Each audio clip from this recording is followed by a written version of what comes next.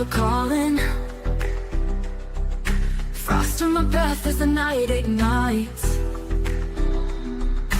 Ice in my veins, but my fire is burning. I ride the storm under silver lights. Witches brew, the night won't break us. Snow can't hide the path we take.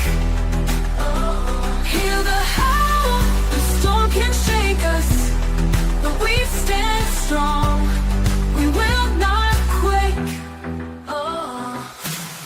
Frozen skies and the moonlight's whisper. Magic flows through the winter air. Every step leaves a mark in the blizzard. Every spell sparks a brilliant flare. Witches brew, the night won't break us. Snow can't hide the path we take. Hear the howl, the storm can shake us, but we stand strong, we will not quake. Ice and ember, we'll remember. Cold forever, we stand as one, we fall as never.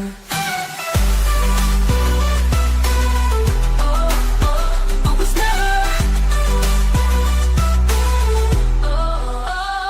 Witches brew, the night won't break us. Snow can't hide the path we take. Hear the howl, the storm can shake us, but we stand strong, we will not quake. Fade on repeat. Stand strong over the snowstorm. When we roll in our love back, we will not. We stand strong over snowstorm, over snowstorm, over snowstorm.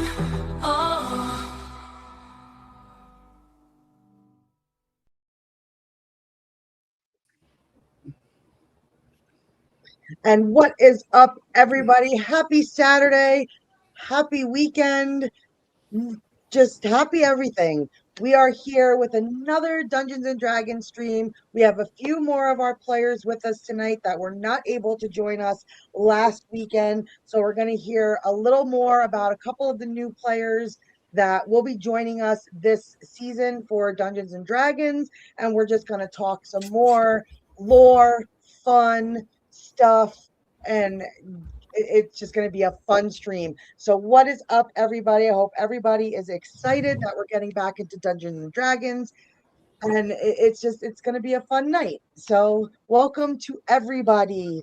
Woo! Got a full panel with us tonight. Full panel. Indeed. Let me around. I go to the bottom. Dana, look, you're in the top and I'm on the bottom now. Right, we make the sandwich, Scarlett. We make. Oh no. It's a hell of a sandwich. You got a dragon, a zombie, a whole bunch of things. I'm gonna stop right there. Don't you put me in that sandwich. You don't want to be part of our sandwich. You don't want to be part of our Sammy. We have a good. We just stop right there. We're good. Yes. But what is up? It's going to be a fun night. So without further ado, before we say what's up to everybody in the chat, I want to say what's up to my panel, starting with my bestie, my ride or die, the fire to my ice, Miss Scarlett. How are you doing this evening? Great fun stream last night. That was fun watching you play Gears of War. Oh yeah, that was fun. Very enjoyable. Again, thank you to Mr. Jackson for hanging and gaming with us. No, doing good. Excited to talk about some D&D. Got to brush off all the old books, so to speak, and start my tax season. Right? It's gonna be a different game this time around. I'm sorry, Dana. As much as I love you, and I will do all the D&D. Mm-hmm. Do you realize, like, D&D to me, it's like, all right. So, do you ever watch that show, Gravity Falls? I'm not familiar. All right. Well, there's a cartoon called Gravity Falls. And there's these two brothers. And one's like a little bit more fun uncle. And the other's more graphs and math and things. He's a smarter uncle, to be fair. I was more like Mabel and the fun uncle. Okay. We didn't. And when they did a whole episode on D&D. Uh-huh. like back in the day D&D, like the graphs and the things. It Okay. made me think I'm doing my taxes, Dana. And they had a similar sentiment when they had to see it laid out. So yes, that's when I'm like laying out all my book work. I feel like I went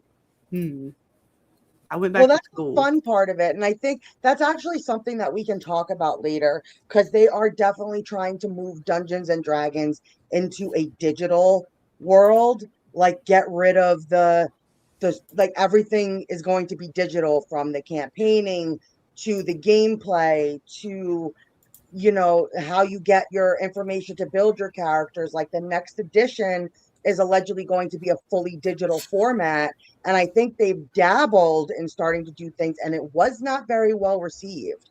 So it's going to be interesting to see, because then is it a tabletop game anymore? What That is it changes it considered? to me. Like it's like I said, even though I feel the Yeah, way I it'll feel fail. about it, it changes it. It's not the same. Like Yeah, there's it's either a basic bitch video game, right. right? And so why would you play it when you could play video games that do the same thing better? You see what I'm Right. saying? I mean, it's almost like Final Fantasy or something. It's just a turn-based game. Like if it's like a video game, to me, it would be like some kind of turn-based Final Fantasy game, but I guess where you're able to create it. I'm assuming they already have stuff like that. Yeah, well, the digital part becomes the tabletop part. So you have a visual now. So if you're streaming something with this digital part, you have a visual to show who's watching. But we have visuals though, right? Yeah. Like to me, Yeah, but the seeing visual it's a miniatures. The visual is across right, the board moving it. This right. brings But there that is to life. something to that though. Like there's something to those Yeah. miniatures and seeing them. Oh no, of course, but that's like So I see both aspects.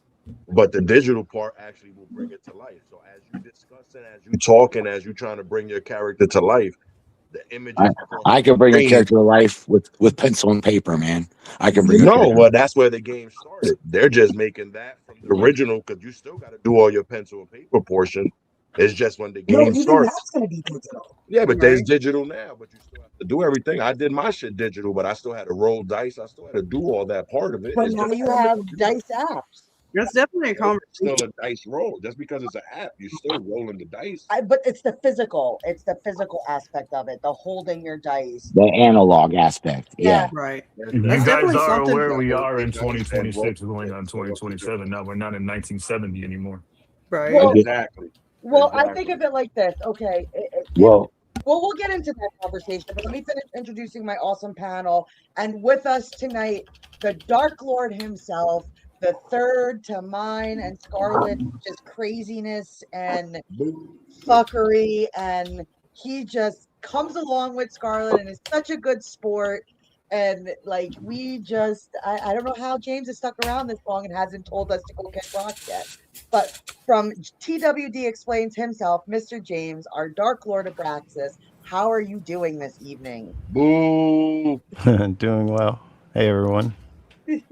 How is that owl stew? Was it yummy? Yummy. I don't know. I heard there ain't too much meat on no owls. It's the sentiment. Not anymore. But I know you are excited. I believe you said you've dabbled in D&D before, so an older version possibly. So this isn't like your first kind of run in Dungeons and Dragons. Right. Do you remember what version you played when you played? 0. I think it was 2. Okay. So it's you're versed in you at least understand the world, so to speak, Yeah. of Dungeons and Dragons. But I appreciate you so much for taking on the role of Abraxas, and I can't wait. Me, you, and Jackson are gonna have so much fun. He actually picked it up pretty quick because if not, his ass would have been dead a long time ago. So We're gonna have some fun. But we also have with us tonight the amazing Mr. Rain the Overlord and Lila herself, two of our awesome players, Alderath being the leader of the group. How are you guys doing tonight? We're good. He stepped away to discipline the kids, but he'll be back in a second. Oh, tell Rain the Overlord to go. Tell him to go handle the chillins. Handle the chillins. But how are you, Lila? I'm good. Good. I know you're ready to get back into D&D, Oh, I am. Yes. right? Yeah. It's gonna be fun. It's gonna be fun. And one of our returning players from the campaign, he's been doing some gaming, he's dabbling into some streaming and doing some stuff. So everybody's links, I will put them into the description after the fact, but Caroline will be dropping links to everybody's channels, to everybody's stuff as the kind of can as we kind of talk tonight. But how are you this evening, Mr. Korgoff, Mr. Spectre? How's it going? You got your cup of ale? Man, you know it. I'm ready Good. to sit back and chop some pads off. Right? It's gonna be a fun ride this time around. It's definitely gonna be a Sure fun is. time this time. Sure is. And one of our newest players that will be joining us this campaign, he has gone from the chat to the stream to a player, Mr. Great Gold, the infamous dragon himself. Lord, wow. How are you doing this evening? Hey, I'm good. I'm good. Thanks for having me. I'm so glad you decided to get into D&D with us. It's going to be fun. Is this your first time playing 4th edition? I played it back in the day, but it's been a long time. It's like 2007, remember? Because Scarlett said that's when she graduated. Yeah, I did Yeah, indeed. she had to bring that part in. She had to throw that in there. We're just aging everybody on the panel tonight. It's a You great. said it. You said it. I did say it. I'm proud of it. I'm fine with it. You 2007 are. You, Scarlett, you are officially the baby of the group. Started like 16. Mhm. It's fine. But I've been playing like I've been playing these games my whole life, and they pretty much all fantasy D20 games pretty much follow the same system. You know what I mean? Yeah, very true. But no, thank you. This is going to be a fun game, and I'm glad you decided to join us and get in the game.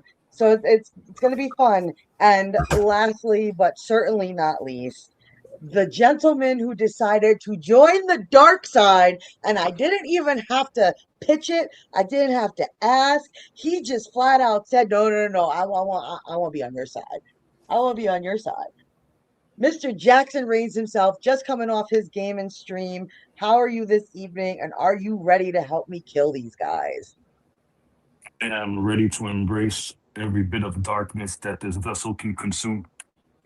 I love it. I love it.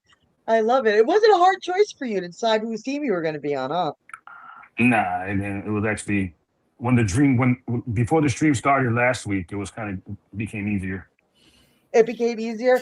Yeah, But you're still going to sit down and go through the character build process. And I was even talking to Alderath that possibly maybe we'll even do it live on stream, some parts of it, so people could kind of see and go through with you kind of what the character build process is. So we might incorporate some live streams around doing some character building with you. And, because I know Alderath, he loves building characters. That's like his favorite thing to do in the world.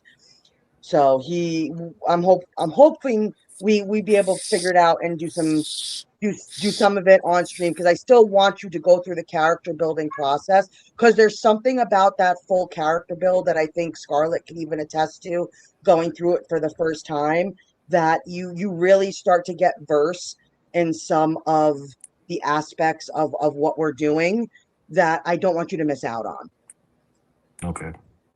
So I think you're gonna have fun doing that. But lastly, and I mean our chat, we have to say what's up to the chat. Who's hanging out with us tonight? Because I know I saw somebody floating in there that we're gonna have to make some rules about. They popped in. So yeah, there he is. What's up? What's up, Bitey? I'm Yes. yeah, I'm incorporating. I think I have to incorporate the bitey rules. I haven't figured out how I'm going to do this just yet, but I think we're going to have some special rules just for you and some special dice rolls just for you. I don't know about that. There's I like- nothing I wrong like- with Bitey. Yeah, Bitey's fine. Look, he's Yeah, me cheersing too. everybody. He's bringing good vibes. He's sweeping away all that darkness. Mhm. Mm-hmm. You can't stop we're- the cat. I don't know. So we might have to. Bring in a nice ray of sunshine, Dana. How dare you? We'll see. Might have to incorporate the bitey rules in the new campaign. We gotta make it official. Oh, Oh, already defying me.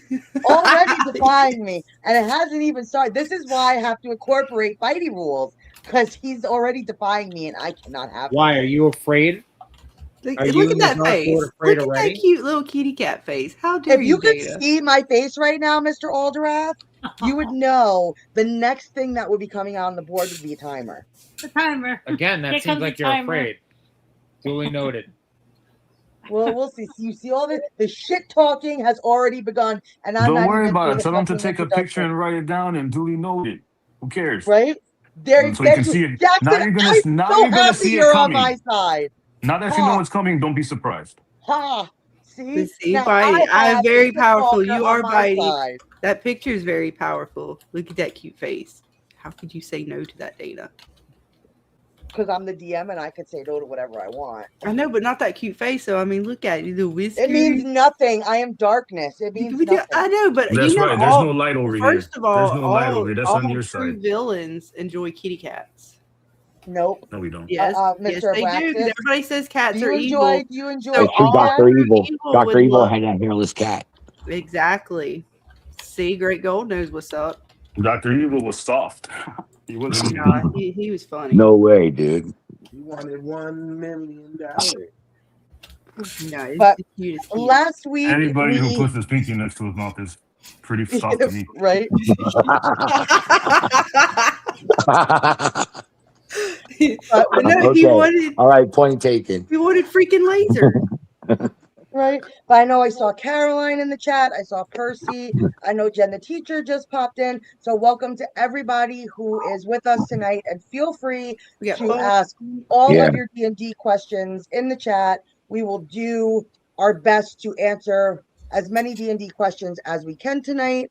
But I do want to have Spectre and Togar or Mr. Dark Elf tell us a little bit about their characters, because you guys got to tell us about who's Frank in the box. If you don't know, you're too young. No, I know. I mean, like, who is the? I'm not too sure. I'll leave that one Welcome, alone. Frank in the box. God damn it, Welcome, Dana. We're missing something. Come on, man. It's got. If there's not somebody we know, it's somebody who watches from. Come on, think about it. Well, I was trying to figure it out. I don't Frank know. in the box. Who Frank was going to get put in the box. Remember? I know, but who? Do we get to do it? Do we get to do it, James? What's in the box? It's Frank. It's Frank. I know, but who is? It's but. From. I know, Yeah, I but know. who is the? Is it? Who is from the person Holland? behind the name? Is it? Could be a whole bunch of It's mysterious. But also, I do want to once again thank everybody who did help me get over my threshold to officially be monetized. So the super chat button has officially been enacted. So anybody who would like to help, just keep this show going. We appreciate everything that you guys do for us. And I will be setting up memberships very shortly. And I'm going to have a regular tier, and I'm also going to have something geared towards Dungeons and Dragons. So if you are into the tabletop side of the Witch's Brew and you maybe want to join in some tabletop games with us, build some characters, have some fun with us playing Dungeons and Dragons, there will be a tier that will allow you guys to do so if you are thinking about dabbling into the world of Dungeons and Dragons. So it's going to be a lot of fun. So many things to come, but thank you guys so much for helping me get here. And I couldn't have done it without you guys on the panel, you guys in the chat. It has really been a crazy ride. And I am just so humbled and so thankful that you guys rock. So thank you guys. But I think without further ado, it's time to start really diving into some Dungeons and Dragons. So last week we were introduced to Scarlet's character, Titania. We were introduced to Alderath. We were introduced to Lila. We talked a little bit with Abraxas. We dabbled with Great Gold's character a little bit. So tonight we're going to get to know Togar and Korgoth, the two other players who will be joining us this campaign. So without further ado, I'm gonna start with you, Mr. Togar, because you're gonna have the most to say, and I'm gonna probably have to cut you off to get to Spectre. But let me pull up your character, and you can start explaining a little bit to us about who your character is that you created here. Now I know we have two forms for you. If that's not the original form, is it? Where are his? There they are. So this is Liam's artwork. This is stuff that he created himself. But let's show Liam's artwork. And once again, a big shout out to Liam from Nick's Night In, the designated art artist here over for the Dungeons and Dragons campaign. He is rendering all the artwork for the campaign, and he is just really awesome. So go check out his stuff. I know he's on TikTok. You can see his drawing process. You can watch what he does, and he commissions artwork. He knows his stuff when it comes to fantasy, and he is just an amazing person to work with. So if you haven't checked him out, go ahead and check him out. Give him a like over there on TikTok, because he is going to be just doing all of our artwork over here on the Witch's Brew. So Togar, would you like to tell us a little bit about your character? Well, Togar is half dark elf, half demon. His mother, well, he's from the Forgotten Realms world. That's before we get to Far East, so we start there basically. So he was raised in Skullport. His mother is a high priestess of Mystera and Elistry, if you know your gods of those worlds. She was in a battle of an encroaching horde from the Abyss, where she was taken by the Prince of the Abyss, Gratz, and horribly Don't use the R done word. stuff. I know. Horribly done stuff too, which in case led to my birth. From birth, I was different. I was blessed by Elistry and Mystera, but I also basically have the blood of a demon. Realizing that and realizing that my father probably is going to come for me. My mother trained me from young age with the best wizards, the best swordsmen. Can you get a little bit closer to the mic? You're going in and out. We can't hear you. Yeah, I said my mother trained me with the best swordsmen, with the best wizards in preparation of my father possibly coming to retrieve me. In that time, I outsurpassed all my teachers. My mother ended up giving me some weapons. She gave me a sword that's basically has intelligence. She gave me a gift from Elistry, which was a cloak, which has powers of protection. And she gave me armor from Mystera, which has a whole bunch of like stars on the armor. Each star is a spell. What else? And she gave me my father's shield, which is the only weapon, which is the only item from that battle that was taken. And anyone who touches that shield died up until me touching it. The shield is sentient, and it always try to lean me towards the dark side, being that it's my father's shield. I guess I can keep going. So basically, you're starting off a pain in my ass. Day one. That's just pretty much where we're That's day going. one. I didn't even get to that point. And like you to said carry that your shield is sentient, like it has Yeah. a mind of its own. Okay, That's correct. okay. What else? I'm now as moving up to the campaign. I like to carry a bag of holding, and that's a fact. And the bag of holding, I tend to carry a bunch of little artifacts of wonder, which is like little figurines that I can bring to life, basically. Kind of like if y'all know like Drizzt and Guinevere type of thing. There's a whole bunch of those I got. What else? Oh, and then Terry. There's Terry the Tarrasque. I also have a pet Tarrasque. If y'all don't know what a Tarrasque is, look up that. Terry the Tarrasque. That's my homie. Spectre, it's your friggin' beholder. So it's like you started it all. You started it all. So showing both forms, like I try to keep that demon side out, but pushed, I tend to transform and the darkness tends to sway. So, woe be to those who Embrace it all and join us. yeah, she been trying to do that now. I be fighting. Thank my mother for that. My mother kept me good, even with the darkness. Yeah, unfortunately, due to his connection to Elistray, Loth is not a fan of his. So Loth wants him dead. And Loth is with Abraxas. So Sadly in a drought in the world today. Either way, everyone wants me dead. So it's all good. I'm prepared for that. I'm prepared for all that. are you now? That's a fact. Shit. I We could at almost least turned turn out to him a first fucking before we god. kill him, though. Lucky he was smart enough. What are you I almost talking about? I almost took Abrax's ass out with his own power, but his lucky ass was smart enough to weave it. What? You forgot that mission. I guess you forgot that. What are you talking I about? remember that match. I'm unfamiliar with I that. don't know. I was impressed though, James, with the way you pulled that one off. I wasn't expecting you to weave out the way. I thought you was gonna fall for your own shit. Yeah, not on my watch. You had nothing to do with that. That's why I was impressed. James pulled that shit out his ass. He saw that shit coming. He's like, "Wait, I'm doing this." I was like, "Oh fuck, you knew how to move." Okay. One of the last battles. Right? Don't worry. I'm coming for that ass. This is gonna be a very interesting game. Oh, this is gonna be a very interesting game. Yes.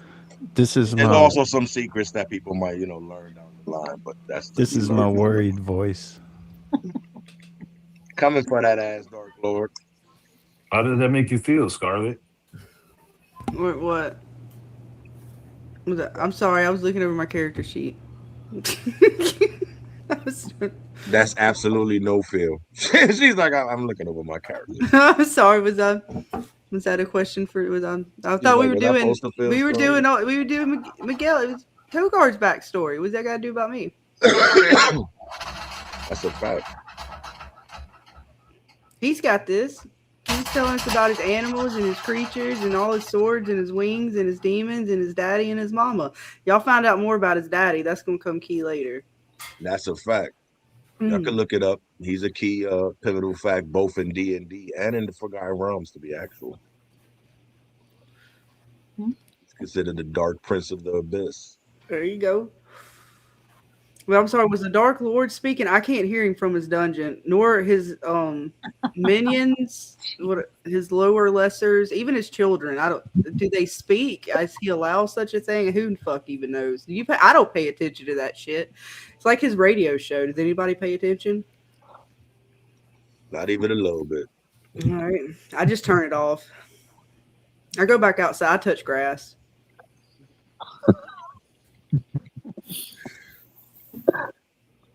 Sorry. Had to go. I know, right? You had to go.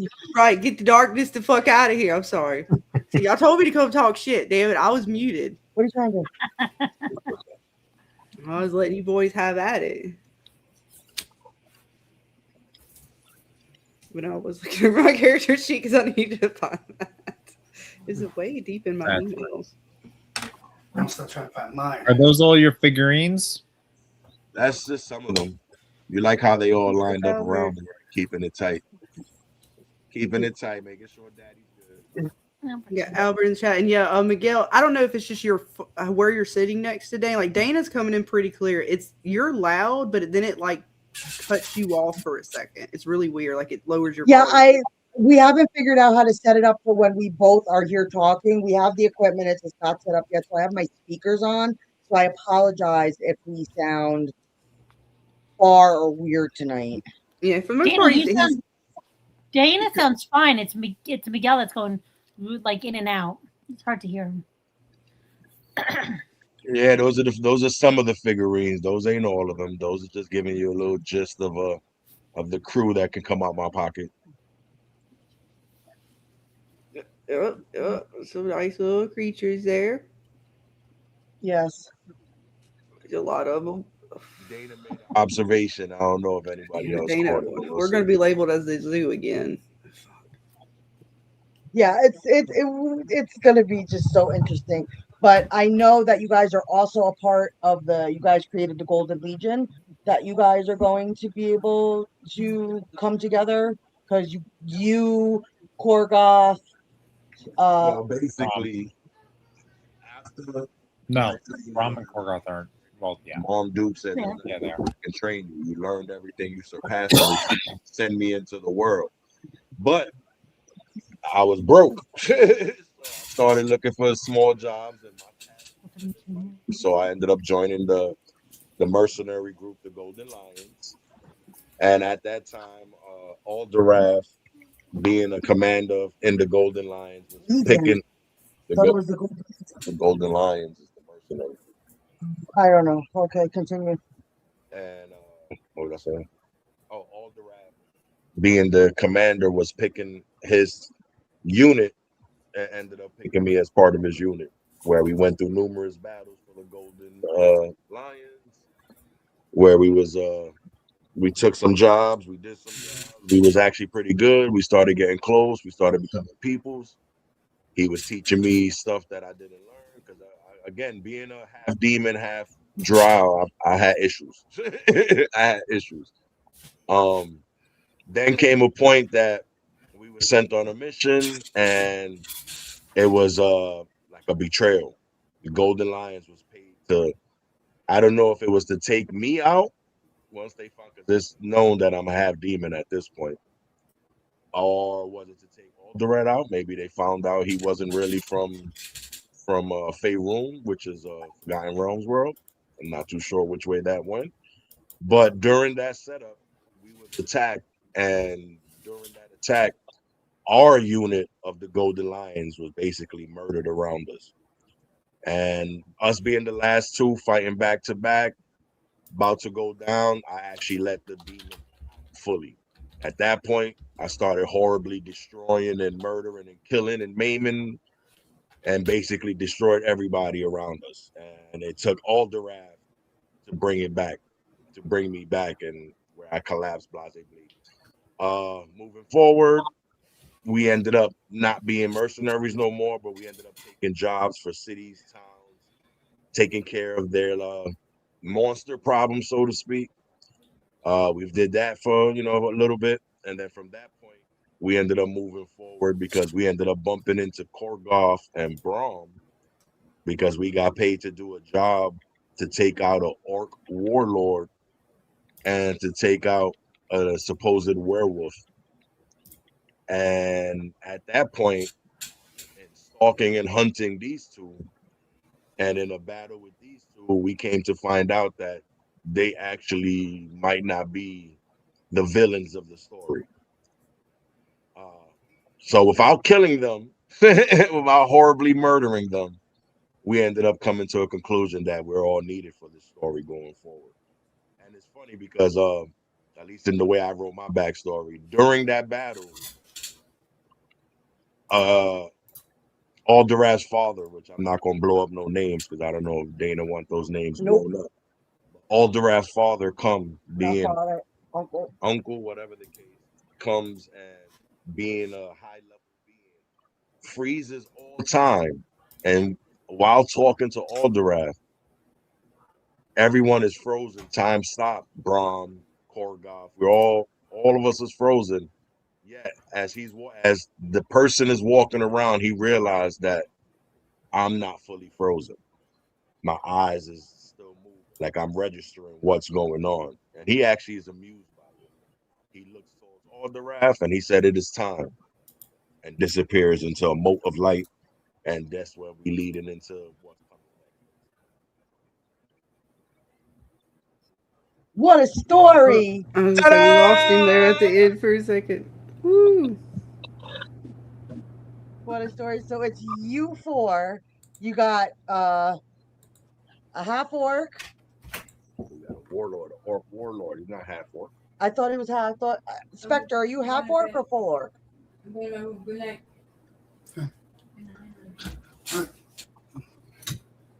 Is he muted? I can't see. Full orc. Full orc. I apologize. He's a warlord. I apologize. Okay. And Not then a warlord, just an orc.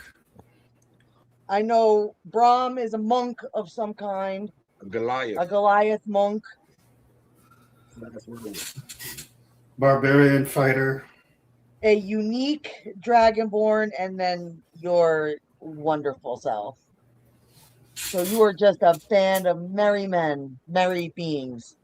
And from that point, we're leaving Fate Room and those parts, and we're going to Far Eastern. Where the journey begins. Where the journey begins. So we haven't met Scarlet, Lila. I'm And not too sure. Skeets? Yeah, Right? right. Your name word? Skeets? Skeeves, yeah. Skeeves, sorry. Skeeves. All right, so Yeah, it's okay. we haven't met Skeeve, Scarlet, Titania, or Lila yet. Correct. You have not. You have not. So that's the crew though that's entering this new world. Well, only is new to 3 of us. Remember, all the rest is from this world. Correct. So it's just new to me, Braum, and Korgoth. Now, mind you, yes, it's us 4, but we all got a bunch of shit that's coming with us. Braum has the not Braum. Korgoth has the Beholder. Yeah, we're gonna get to him next. Oh yeah, I'll let him tell us. So the next player that will be joining us is Mr. Korgoth himself, the wonderful, Hello. wonderful The drunken orc. orc. And where's your beholder? And your cool beholder. Yeah. Ain't he friendly? You know. So why don't you tell us a little bit about your character? From what I scurrying through my notes here is he's from the world of Eberron, which is closed off from Forgotten Realms in its own multiverse. Let's see. He's from a tribes of crazy orcs. And then one day there was some fuckery going on in the tribe about but that somebody somehow got a hold of a beholder to try to control it. And so he got like, fuck that, I want this for myself. So then, if I remember correctly, there was an airship involved, crashing into these pirates, flying through the airship. I see the trap beholder, and I, kind of just being the orc that I am, rushing it through, grabbing it, and getting shot out with arrows and stuff. I don't know what happened next. Next thing, I'm holding the container, holding the beholder, and suddenly I just like whoosh through something, and then I kind of just woke up in another world, meeting Braun, and then from there on, he kind of just like looked at it for each other since then. That's all I have right now. Sorry. Oh, and beholder, somehow through some far realms magic fuckery, I became bonded with him. He still has his mind and everything intact, so his mind and my mind kind of converse.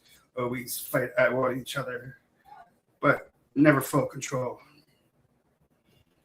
Okay, so he's not really a companion, but he's kind of attached to you. Yeah, we have, I can tell him do something if he, feels like it. But right, there might be, because we already just, discussed that being a beholder, there might just be some times where, he's not going to be able to come out on the board because he's going to tell you to fuck off. Yeah, dick. So, but it's the catch-22, right? Because that's what happens when you play with a creature like this. But he can't wander off, otherwise he gets sucked back into the magic genie bottle. Correct.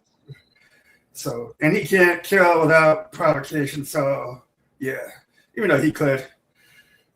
Right, but there'd be consequences. Yeah, he knows better. Damn chickens. It's always the chickens. And does your beholder have a name? That is yet to be. I had it. I had one and I lost it. It's okay. It's okay. Like I said, we are really just kind of reopening up the box. I am hopefully The we dust are is still there. yeah, we are looking at a Halloween launch. So I'm hopeful that we will have our first session in the campaign around the Halloween time. So it just gives, with the new players coming in, we're going to do some stuff behind the scenes. We got to do some work and get some stuff done. I have some artwork that's still being made, things we got to figure out, but fingers crossed, we are looking at a Halloween launch of the campaign. So it's going to be exciting. It's definitely going to be fun. But I figured we'll just jump into some like Q&A, just some general discussion amongst you guys and the chat. Play 4th edition, and I know, Jackson, this is going to be the first time you're playing, so you're not kind of versed enough to answer this Oh, we question. might have lost Jackson. I'm sure he'll be back. He might have got. It's fine. I think he got kicked. I got kicked out too, and I came back. I don't know what happened. Yeah, it's gonna be one of them nights. Is it StreamYard? Is StreamYard just being, but It should stay in the background anyway. right? So I like any questions from you guys in the chat, please feel free again to, ask away. But Braun is here. He can introduce his character. Oh, Brom came in? Yeah, I think that's him on the bottom, isn't it? It sure is. What's up, Brom? He's still working his way through. Oh, he's here, but he's not here. It's fine. I know he is a DM himself and running his own campaigns. And I know I'm definitely going to incorporate him because he is a 5th edition player. But he plays 4th edition as well, but he runs 5th edition games. So I know we're going to be doing some stuff where I'm going to let him kind of have some fun with some 5th edition kind of one shots, because I know there's a lot of people who currently play 5th edition. It's the current edition that is out for Dungeons and Dragons. So that is what a majority of people play. We are playing an older version. So it's making a comeback. 4th edition is definitely making a comeback. I'm in some groups where it is still very much the favorite. They either, for whatever reasons, they have their qualms with 5th edition, as do we. But there is a big following for 5th edition. And most of the campaigns that are run that you do see, like Critical Role, some of the other campaigns, they're playing 5th edition Dungeons and Dragons. So we're just going to be different in so many ways. Can you guys hear me now? Yes. Hi, sweetheart. Hello. Sorry, my mic was connected to the wrong one. Hello. It's okay. How have you been, honey? Oh, good. It's been just a not while. done with my players, as they were all a bit ADHD, but I'm here now. There you go. But welcome, Brom. And if you'd like, let us know a little bit about your character.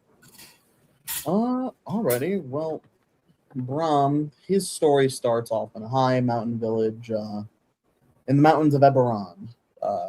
But Brom was not born just a simple little Goliath boy, no. He was born cursed.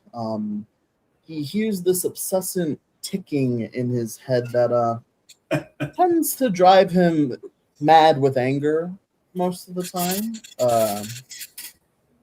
This is linked to his god, Malar.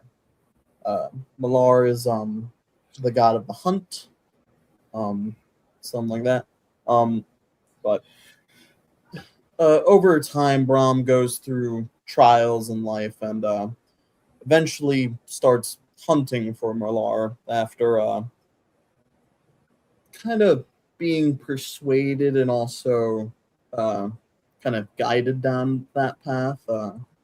He is a monk, Goliath, multi-classed with barbarian. Also, he hold up, gotta read my notes. Right, everybody's got to bust out their notes. I love it. Everybody's got to dust off the notepads. Exactly. That mine are all in Discord and easy to read. But eventually, this large demonic wolf killed his entire village and parents, which kind of set him down the path of just hunting the biggest beast he could find. And he only does it with his hands. No weapons. It's cringe. Right? No weapons, no armor. No. But that's the after- monk class, correct? Like that's a Yeah. big part of the monk class. Well, monks also use like quarter staffs and that, but he used hands only. Hands and legs. But over time on his adventures, he eventually finds his wife, who is able to somehow soothe the tick in his head and like make it completely stop.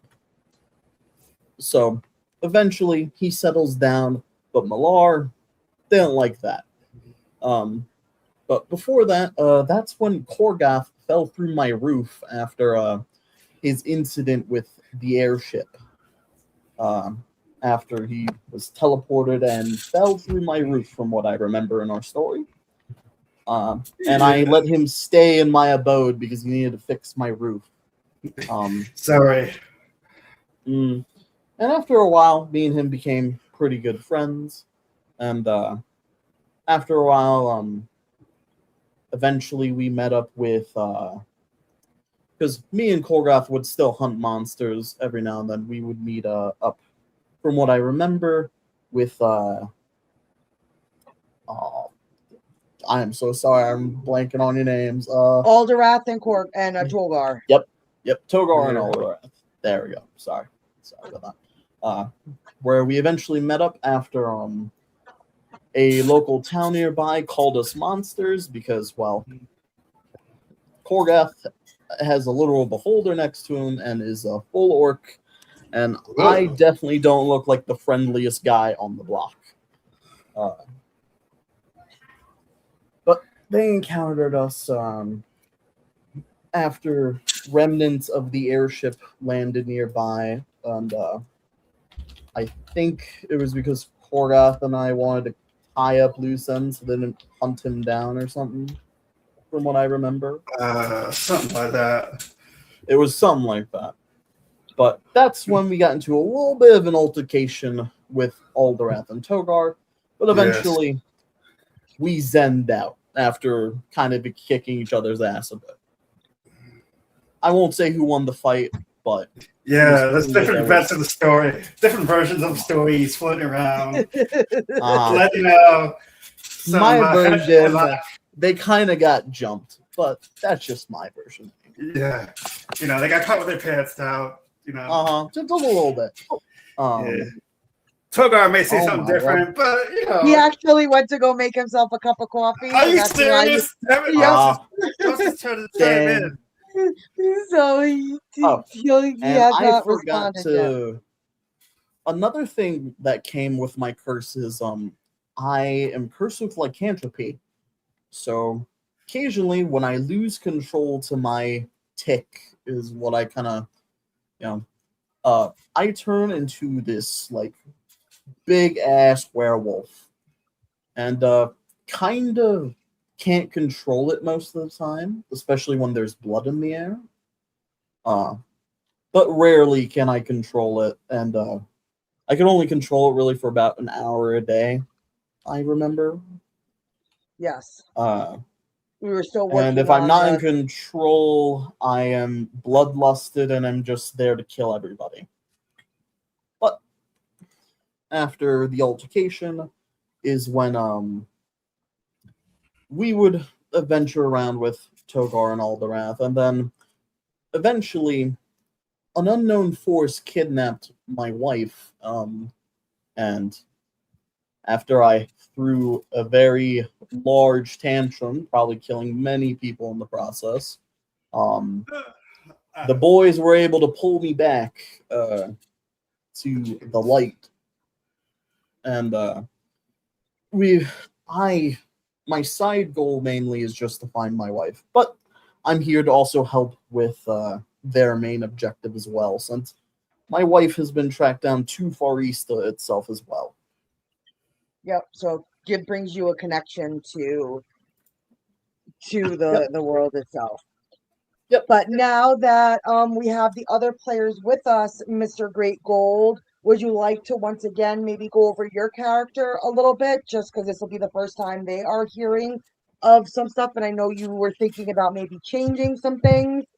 So we could definitely talk about that if you want. Let me pull and Brom, you're gonna like his character because I saw an image of it earlier and I was jealous. I was ashamed that I changed my character, and we could have been except goblin he's buddies. not going to be as much of a pain in the butt as you are.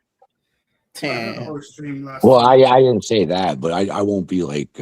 I know. Am I jumping the gun? I haven't played with you yet. No. To be I decided. Goblins are always mischief makers. That's the point of them, you know. Mm-hmm. But it just affects my tactics. You'll see when I play.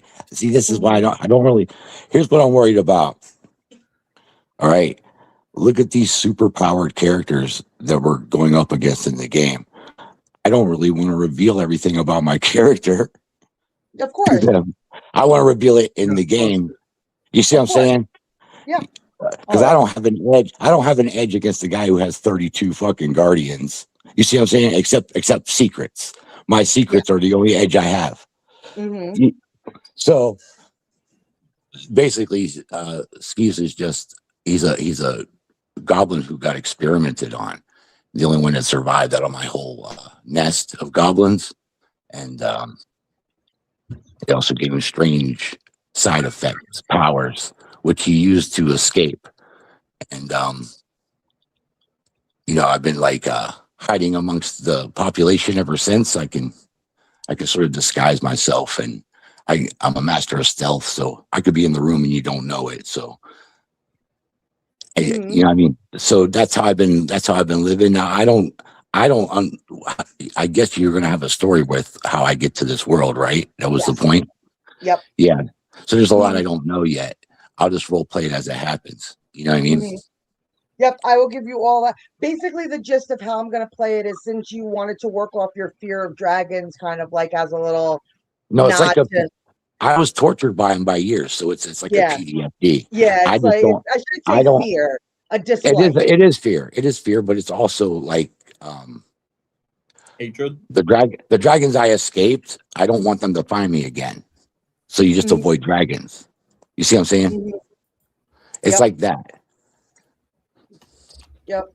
So it's going to be very interesting when you guys all come across one another, especially with Alderath being a dragonborn and connected to the race of dragons within the world. It's definitely going to be interesting to see how that initial meeting.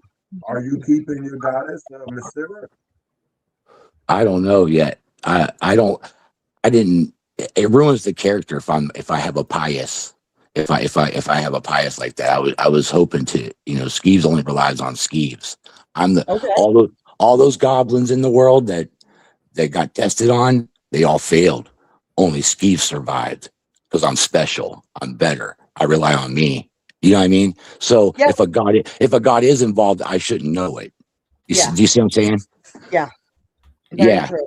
You would be discovering that along the way and part of the story. Yeah, or it has a purpose for me, and I'm just a chess piece that's moving for something. You know what I mean? Yep, definitely. But have you narrowed down a class yet? Yeah, I'm definitely going to be rogue. I might have to pick up a couple levels of psionist. You know what I mean? You're going to multi-class? Yeah, I didn't want to, but the only way to be an arcane trickster, you have to hit level 11 and pick it as a paragon path. So I'd have to wait till level 11 to have magic. You see what I'm saying? Yep. And for you guys who are unfamiliar with what a multi-class is, Alderath, you want to just give that a quick explanation? Yeah. So basically, when you multi-class, you're in traditional sense, you're going to be splitting your levels between two classes. But you get the perks of having both, so you're just never going to be air quotes, as strong as a traditional, let's say, paladin, warlock, rogue. Yeah, pure class. If you're pure, that being said, you can hide some of the weaknesses of one class by giving you other stuff from the other class. Mhm. Yeah, some multi-classes complement each other, I think. Correct. Some go very hand in hand, and you can get into some wonky ones where, some of the guys that I watch, they find these weird, with different feats and different things where they can come up with some weird builds, but they work really well. But those you're getting into specifics. You have to take X amount of levels. You have to take these feats to make the build work. So sometimes you're talking about a build not working for the first, 10 or 12 levels before you actually get to, start seeing it work. That could take a long time. But essentially when you multi-class, you're trying to cover up some of the weaknesses, or you're trying to exploit some of the perks that you're getting from one of the class with another class. Sometimes both. Sometimes both. Also, the way, if I remember correctly, the way we're doing it is not technically the traditional sense, but this is the way we're doing at our table, is basically instead of per level, I think we said we were taking the powers up to half of our level. Correct. So instead of, if you only took one level of, let's say, rogue, and 4 levels of wizard or ranger, at like level 5, you just say my primary class is, rogue. So then you would have, 5 levels of that, and then half of that would be for your In the chat. So we're doing it a little bit differently, but that's how our table does it. Is that him? Yeah, he. So I thought he knew about it. But, I mean, you're on mic, Spectre. No, I muted him. Oh, I think Gary walked it, so it's okay. But so I believe all of you are multi-classing in a sense, right? You're definitely multi-classing, right, Scarlett? Yeah, and shaman, cleric, I believe. Yes. I believe Lila is a druid assassin. Mm-hmm. Druid assassin. You are, Miguel, Wizard fighter wizard. What are you, Brom? You are barbarian. I'm a monk barbarian. So yeah, I believe all of you are multi-classing in a sense. Yes. And what is Korgoth? Fighter barbarian, I think. Yeah, that's what I remember. So yeah, you guys are pretty much all multi-classing in one way or another. Well, you kind of, if you want to get technical, I think like in 5e, when you pick your subclasses, it's just another way of multi-classing. It's kind of always in the game. Like the 4e doesn't have subclasses, so you have to multi-class. You know what I mean? Yeah. Yeah, that's one of the biggest differences. That's why 5e made the subclass, because Yeah. many people sit down in 4e and multi-class, and they were like, you know what? Let's just add a subclass, because it's true. Nobody is just a barbarian. You know what I'm saying? And even in Right. stories, people always got a mix of something. Once you hit level 3 and 5e, you pick a path, and then that's your subclass. And depending on the class, you get it earlier or at first level. Like Oh, right. warlocks, they get it first level. That makes and sense. So they make a pact.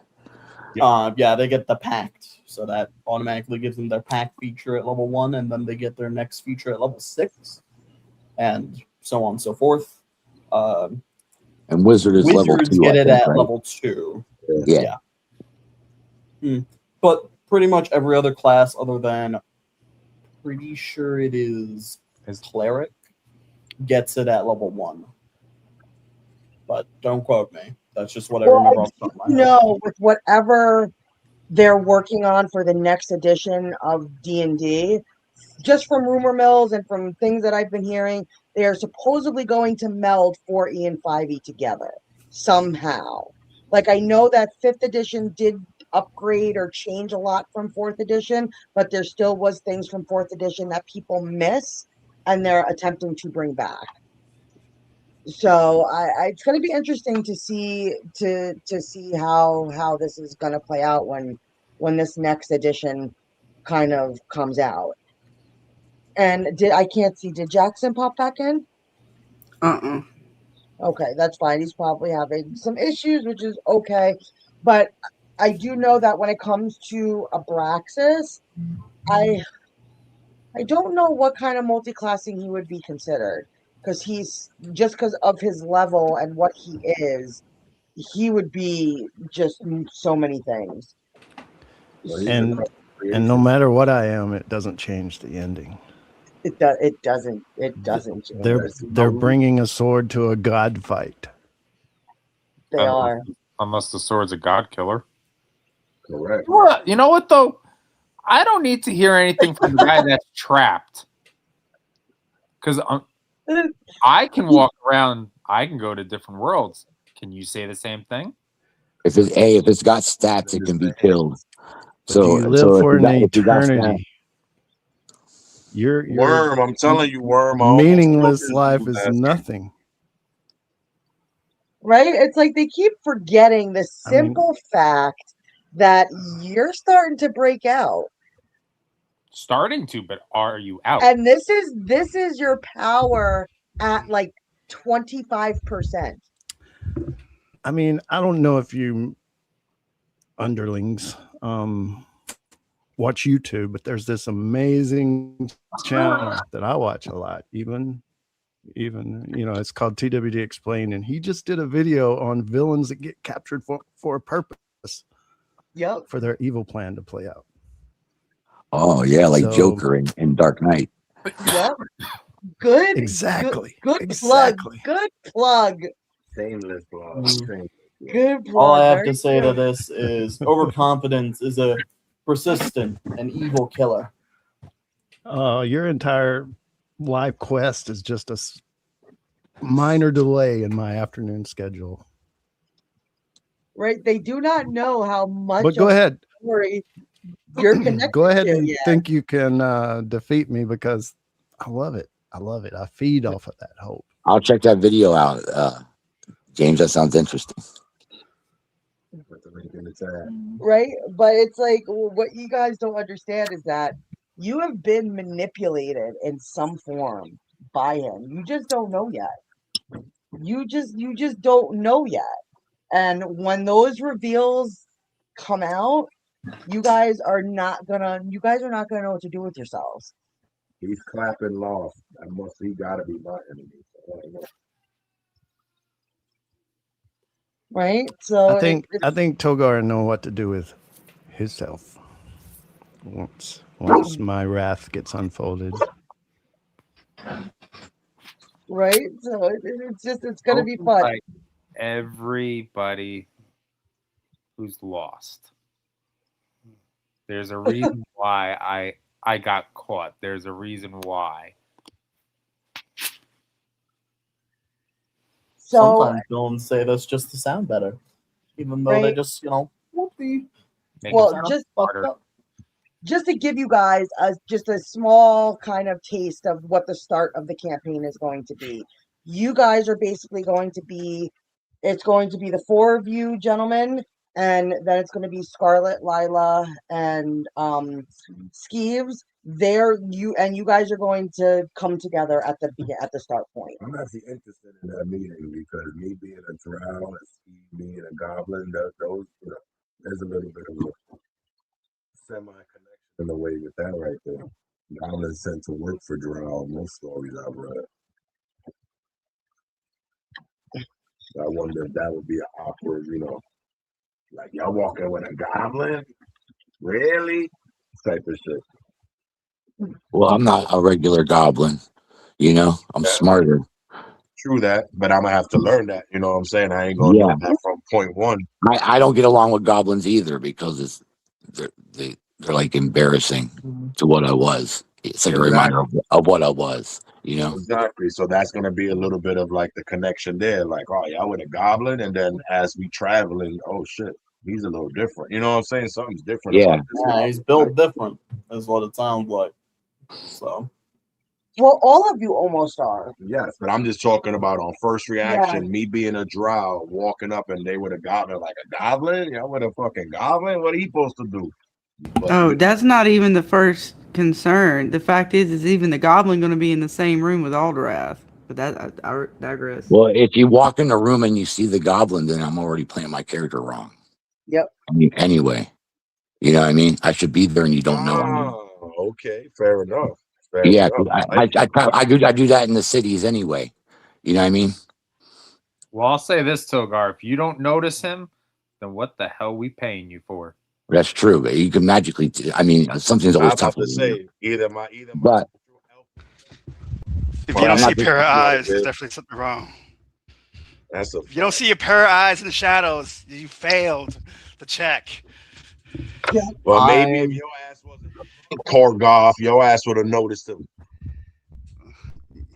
I'm sorry, you're going in. Maybe if your ass wasn't drunk, Korgoth, you would notice him. Listen, that's your job. Your job is So- to look at shadows beyond shadows. Spite network there. Hello. how does dark vision work in 4E? Is there still all the old different visions, or do they just make it into dark vision like they do in 5E? Yes, there are still all the different visions, and before Okay. whatever you guys get into, it's up to you guys to ask me what the vision is, what the Okay. I get low light vision with a goblin, but I saw there's different ones, right? I'm very good at it. yes, there is dark vision, Low vision, low vision, and then No Yeah. vision, no light. there's also blind sight, which is something I have. Oh yeah, it fits for a monk. that's that right? monk shit though. That's like rubbing Yeah. your nipples on rocks and shit. I could also see invisible creatures within like 10 feet of me, so it's fun. Well, I can see that, but that's a magical implement that makes me see invisible creatures. That's that are- true sight. That's just because I got eyes.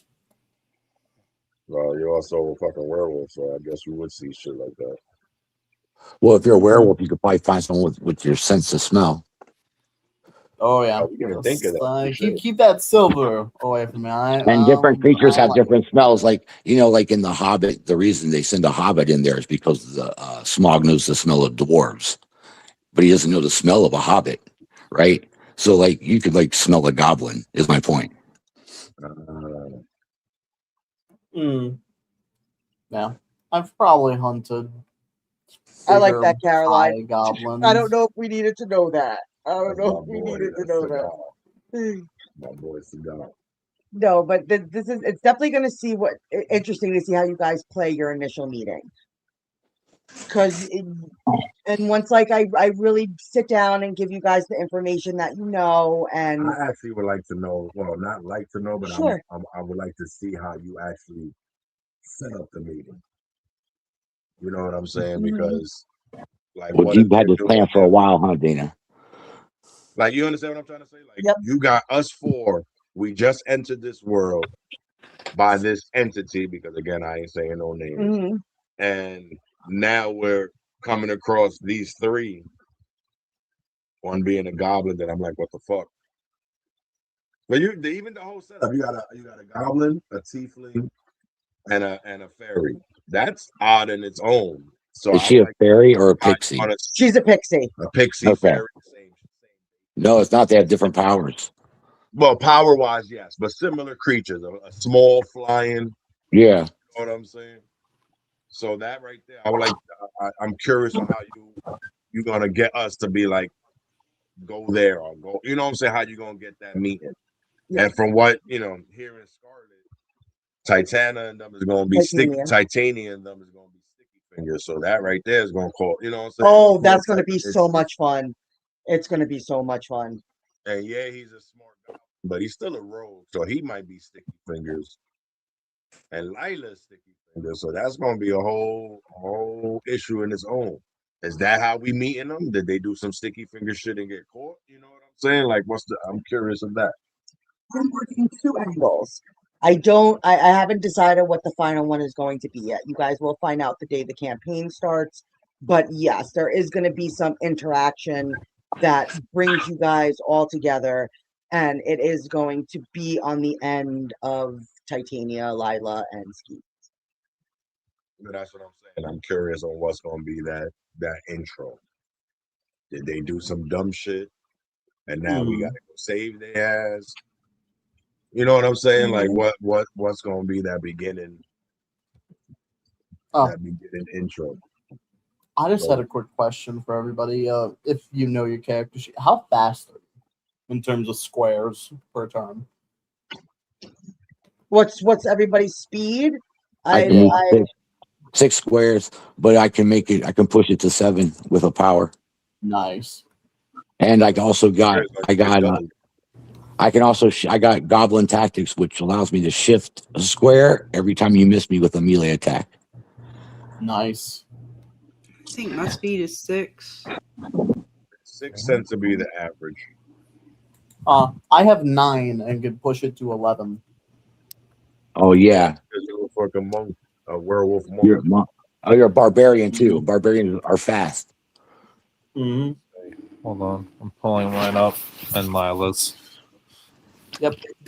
But I built my character to be more of a. I could attack when I need to, but I could also defend our backline. That's how I've designed my character overall. Yes. I'm like a. I will not tell you what Abraxas and Jacksons are. What? Well, of course not. I would never ask that. I'm still trying to figure out why would Jackson join the team. That's just crazy. I've never seen somebody do that. Why are you mad? Why are you mad? I ain't never seen somebody say, you know what? I want to go over there with them losers. Why are you mad? I'm not mad. I'm entertained. There's a Don't difference. be mad because somebody chose me. There's a difference. I'm entertained. He's the darkness. But that's also because he doesn't understand the game. Nobody joins the losing side. That don't make no sense. You will not know anything about them. Who has a question? Me. Before has Abraxas stat sheet changed? I'm not asking for any stats. Has it changed from last time?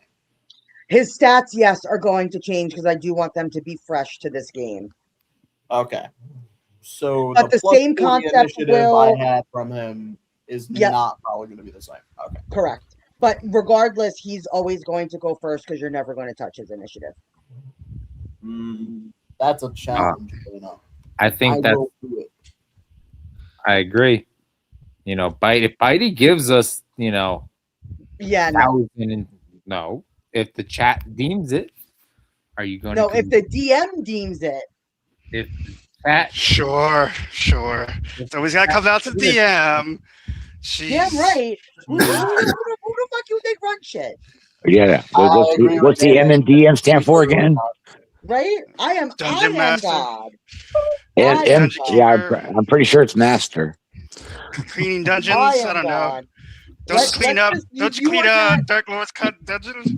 None of you are coming and none of you are touching Abraxas' initiative. And most likely Jackson's. Really? There is a way, guys. I can't say it out loud now. I'm not saying you guys might find little there's a way to. I'll tell you when we play the game. You're giving Bebop and Rocksteady a higher initiative than us. That Bebop, Rocksteady, the two most annoying henchmen. Come on, I was referring to the other one, but nah. Hold on, I gotta reshare this. Hold on. Sorry, guys, just have to reshare this because somebody was pushing buttons. You're not Scarlet. You don't have the privilege to push buttons. Right, Scarlet? I get to push all the buttons. He does not have your privileges. Somehow it works out. I'm pushing all kind of buttons last night in that damn game. I swear to God, I learned new buttons. Oh, fuck. right? Hello, So- person in chat. So let's You know who that is, right? Huh? We both know him well, very well. Oh, okay. Oh. Hey, bud. Yeah. So yes, it's definitely the beginning of the game is definitely going to be interesting, and I'm going to have fun with it. But basically, when the campaign does start, like I was saying in the last stream, each of you will have your own set of information.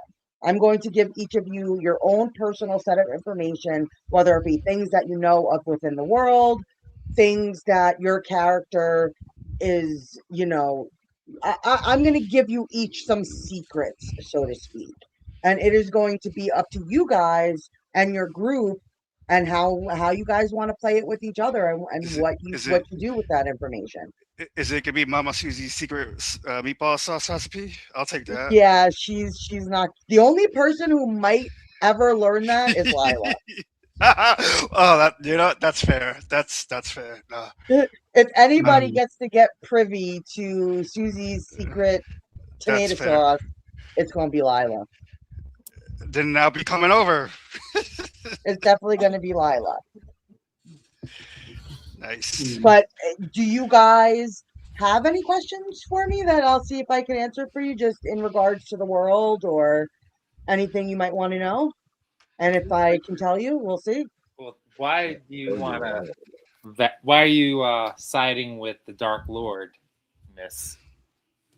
Because I'm the DM and the Dark Lord is my side. Oh, so she's the maid.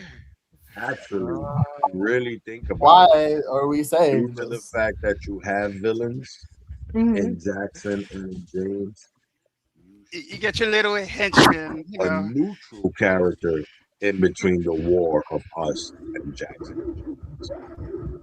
Yes, so you could call me chaotic neutral. I tend to lean towards the darkness. I'm just saying. Well, there is no story without the DM, and Yes. we shouldn't be. And you guys know, I think you guys know me well enough to know that I'm fair. I think I'm a very, very fair DM. I give you guys a lot of leeway. I got Terry, so I ain't arguing with that. I give you a That's lot right. of leeway to what you guys can do, and I've gotten a lot. Believe it or not, I've had other DMs reach out to me and tell me I'm too nice. So, Yes. but it is. I don't. I agree with those DMs. You're too nice. Please, I don't change. Don't change. Because I really want you guys. I do want you guys to have fun. I want you guys to experience the story. I do want this to be immersive, and I'm going to use my villains to do that for me, to where they are going to be the ones who are going to be able to really come off and be the evil. I will step in when necessary, and I am running the game, but my villains are really going to be able to come in and dictate how they want to play certain things. Like, it's their army. So however James and Jackson want to run their army with my guidance and telling them what point A to point B is going to be, just like how you guys have to get there, I want to give them the same privileges. So this is the goal of this session. Play it. They're almost still players in a sense. And I think that's really what's going to make us stand out from other campaigns. There's no campaigns that bring their villains to the forefront. That DMs actually have people coming in and playing actual characters that are against the players. Like, that typically is the DM. Non-playable villains.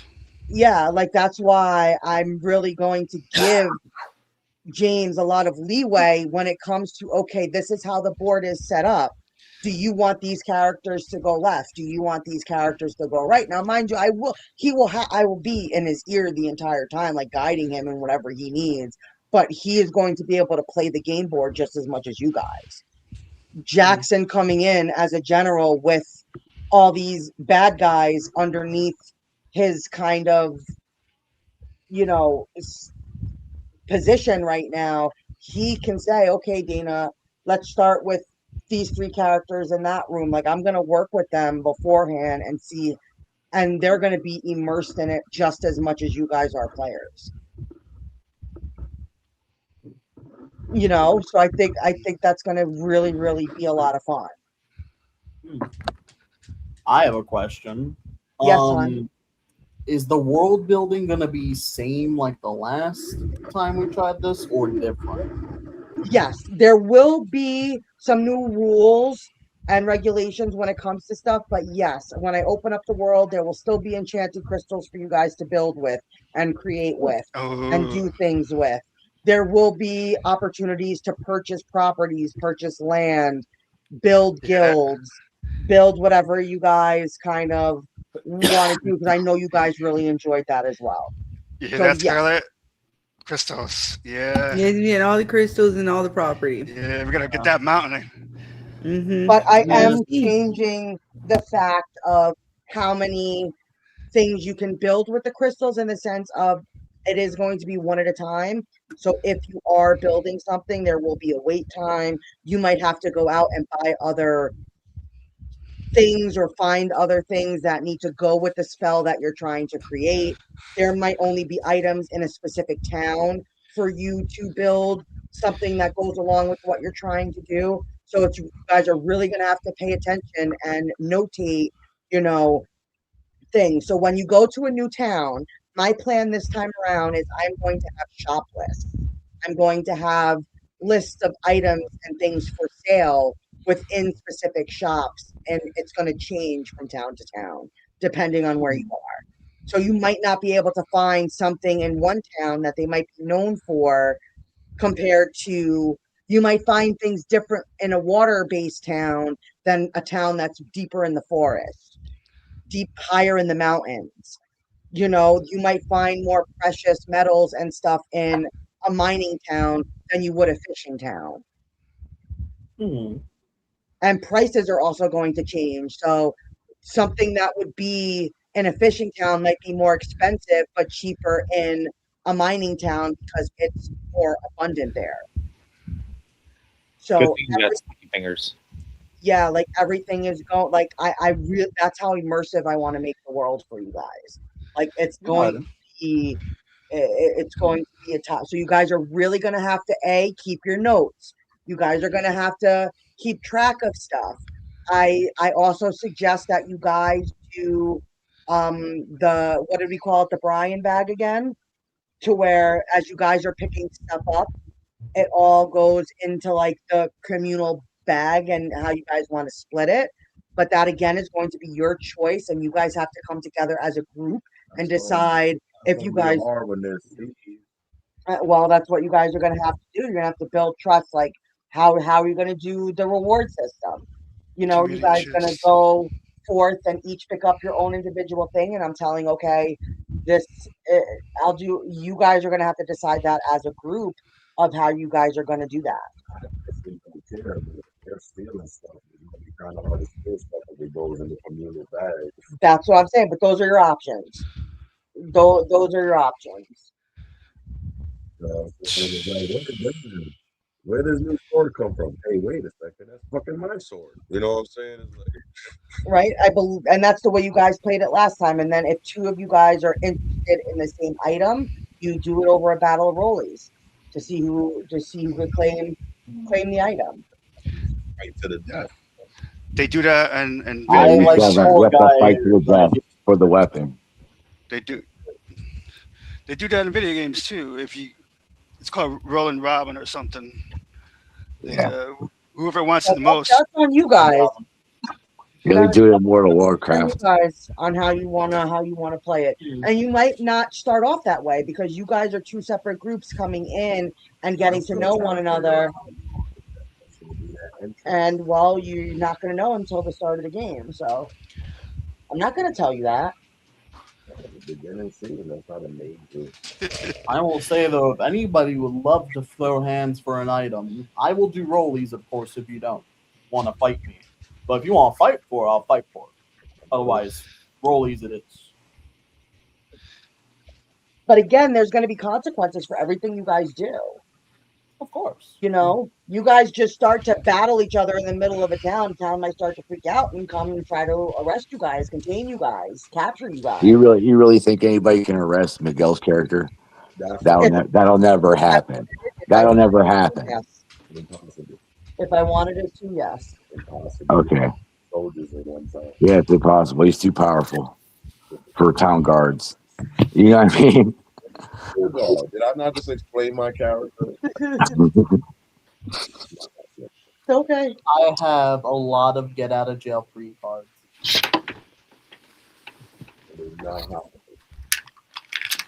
So I'm interested to hear like from you guys, like now that you guys have kind of dabbled a little bit more in your character, getting familiar. What's your personalities? Like when somebody meets you guys, are you friendly? Are you laid back? Are you sarcastic? What are some of your character traits that you're going to bring to the table? Go ahead, you want to start? Due to Togar's growing up and his backstory, so to speak, he's basically very quiet, very observant. He's always looking, always paying attention, always trying to figure it out. Everything is a puzzle to him, so to speak. He's close with Alderav because of their back.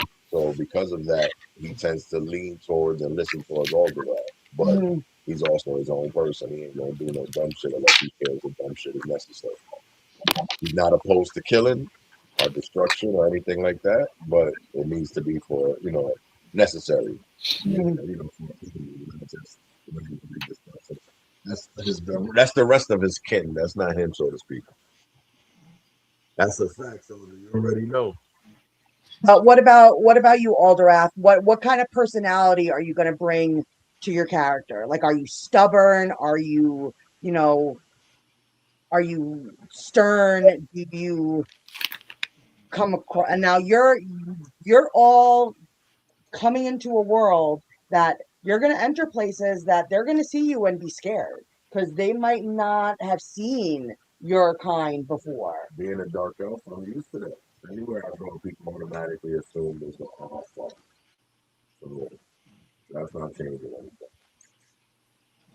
But what kind of personality does Alderath have?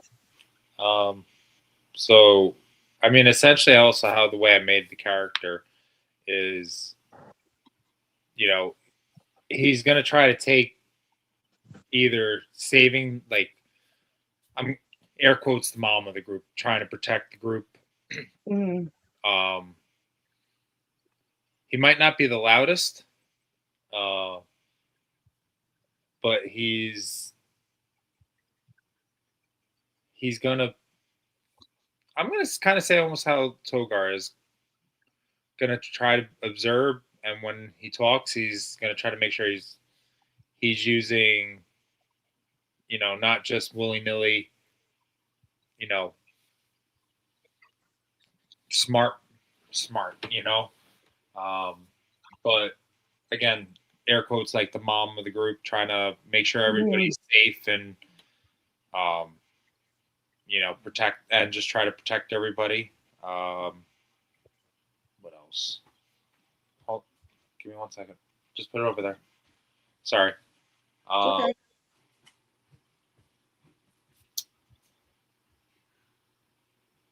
But also, speak up when you have to, and try to guide everybody. If that makes any sense. Interesting. And what about you, Spectre? What kind of personality does Korgoth have? Like, I know you love your ale, so are you like the life of the party? Although what I have to be, I'm only loud with ale, but I do all my talking with my axe in the battlefield. But I may be drinking that ale, but I'm not gonna fight. You can count on me. Yeah. Okay. But other than that, you know how he is. You know how he can be. Sometimes I have a good idea too. So you're always gonna pull up that stool to the barkeep. Yeah. Maybe I'll hear an interesting story or two of a quest or something. Right? Just tell me when the battle is. tell me when the battle is. Pretty much, you know. So you're going to be a little more laid back than like the rest of the party. Like you're really going to kind of be like, okay, I to where yes, you like to go sit at the bar, but Well, you're still paying that's attention. that You're goes without. still I mean, that goes without saying. You know, I might have killed a few people or two in a bar fight. I don't know. You know, it's one of those blur moments in my drunken rage. Who knows? But He's drunk. I'm fully conscious while beating someone to death. yeah. Say, hey, Timmy, how's it going? Oh, sorry for hitting on my axe. Timmy, you okay? Timmy? Oh, wow. Hey, what's up? Well, to the next guy. right. So it's going to be fun. And what about you, Brom? What is Brom's personality like? That tick you talk about, like, is it going to actually be something like physical that people will be able to kind of notice? Is it something that is just kind of a mental thing that It like is going to be a it's purely internal more mental. than it is external? It will lead to external actions. I plan on actually rolling my own kind of little board I have for it. And depending on what I roll, depends on my reaction. Most of it is I'll get really annoyed and either get very violent or I'll be able to kind of soothe the tick and calm myself just enough to not snap the guy's neck. But I also have a very mercenary look on a lot of things. It's one of those, this is the objective I need to complete. Like, for example, protecting someone. Well, I just have to make sure they're safe. Doesn't matter Mhm. how I do it. Okay. Although, I do not take kindly to being messed with in the slightest. Even if it's just a slight insult. I'm So probably does already your planning to punch character you. understand sarcasm? My character does understand sarcasm and doesn't like it. He finds it annoying because he already has to deal with this tick all day. Why does he have to deal with smartasses all the time too? Okay, well, my character is a smartass. Like I had that figured into him before you said that. That's why I was asking. That's Yeah. exactly why I was asking. Now, he also does have some professionalism when he needs to have it. So it'll probably just be extended towards you, my good sir. Yeah. As Like a role you playing annoy live. me greatly, Yeah. but you're part of my party, so I will not treat Right, but you. he might get you to loosen up a little bit. You never know. By mid-campaign, you might be having your own sarcastic wit. One day we'll Maybe. tell him the story about the chickens and the beholder. Yeah. But what about you, Steve? Rooting What for kind of them. personality are you gonna bring to your goblin? Steve's is like, he trusts no one, but he handles it by like, being the jerk off with his remarks so you don't get too close. You know what I mean? But he might secretly like you, you'll never know. It's like that. And then he's just very reserved. I'm playing him like a rogue, man. I keep my smiles and my cries to myself. You know what I mean? Yeah. And But Scarlet and Lila might see a little different side too, because you've been kind of with them in the town. yeah, and I plan on I was gonna pick on Scarlet, but then I realized everybody was. So I'm gonna be her ally. So I'm gonna play it from that standpoint. There you go. Like you're gonna be her real kind of like guardian almost to the sense Yeah, of but it's like the cruel tutorage of Pai Mei. I'm not.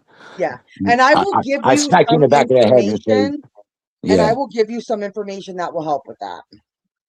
So even though I'm like her mentor, it's like the big brother that calls you stupid.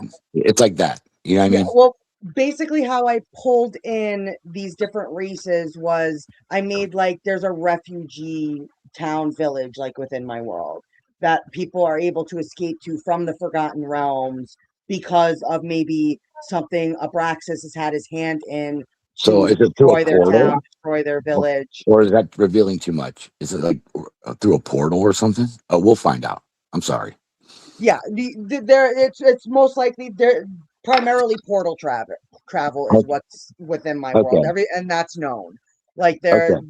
like that's definitely known. And so there was ways that these people, maybe God has helped, assisted, brought them into my world, because my world right now was quote unquote the safest place.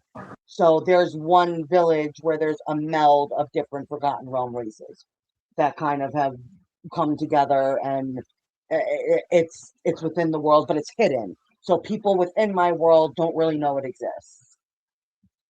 And Okay. that's where they're able to come in and of knowing each other from that town or village. So, and what about you, Scarlett? What is Titania's personality? Are you a peach? Well, I mean, I like to think of her as for sure curious. With Lila and where they kind of grew up at, I do see, and probably even her to a degree. I'm kind of speaking for her a little bit, but I think we're gonna have a little bit of a playful personality just from the way that we kind of grew up together. Just knowing a little bit about our backstory, we did like to explore the woods around us, the river, and of course find trinkets and things like that. So we're very mischievous to a degree. I wouldn't say like necessarily bad or anything or trying to hurt anybody's day, but we might be a little some pranksterous, mischievous stuff there, a little sticky fingers perhaps, but I wouldn't say like mean or cruel by any means. Definitely like a party. I wouldn't say like the life of the party, but like a good party. Not afraid to kind of get out there, but also because we're young, that's where that kind of comes in. Like, we don't have that fear of the world yet, Yes. To a degree, but we're also probably still going to have some shyness to us as we explore. But you might be faster to talk to someone than some of your other party members who are more closed off from the world. Like you would walk in, and as they're deciding kind of like, okay, let's figure out who's going to the curiosity in me, you're already going to be kind of going up to them like, well, the curiosity in her, is going to want to kind of learn and explore and try to understand things after learning the stuff that she's learned being young. At the start of the campaign, she just really wants to get out there and kind of explore things and figure out what the hell's going on. Like, wow. Knowing too what we're going to kind of get the information at the start of the campaign is going to kind of also give her a little bit of not anger, but it is going to be anger, but it's wanting to get out there and just like, figure things out. She's going to have a little rebellious streak in her. Yeah. You're trying really to find out your history. Right. So it makes sense. It makes sense. But very curious and very mischievous. Yep. And what about you, Mr. Dark Lord? I know I gave you kind of like just a little bit of info of what, Abraxas would be in my world, and what kind of personality is Mr. Abraxas going to carry with him through this campaign? Evil. You are just evil. Well, you're on a mission, right? Always. All right. You've been planning this for a very, very, very, very, very long time. Yeah, there's a lot of things been happening, is happening, and going to happen. Yep. And Abraxas knows that he's better than all of you. Well, I would assume he know. That don't mean he's gonna win. Don't mean I'm gonna lose. I can't wait because they have no idea what they're in for, James. They really have no idea what they're in for. Time. We got a 1,000-year hernia from sitting in that toilet. They're just half of a page in my very long book of life. That's all we need. Right? They're just a blip on the radar. We're going to be the end. We're going to be the end of your last page. How does all this connect to your book? How does all this connect to my book? Well, you guys will be at some point meeting up with the main characters of my world, and I am melding the quest that they are going on with your quest, and I am incorporating players that are going to have to join with her in order to defeat the darkness if you guys are to defeat the darkness.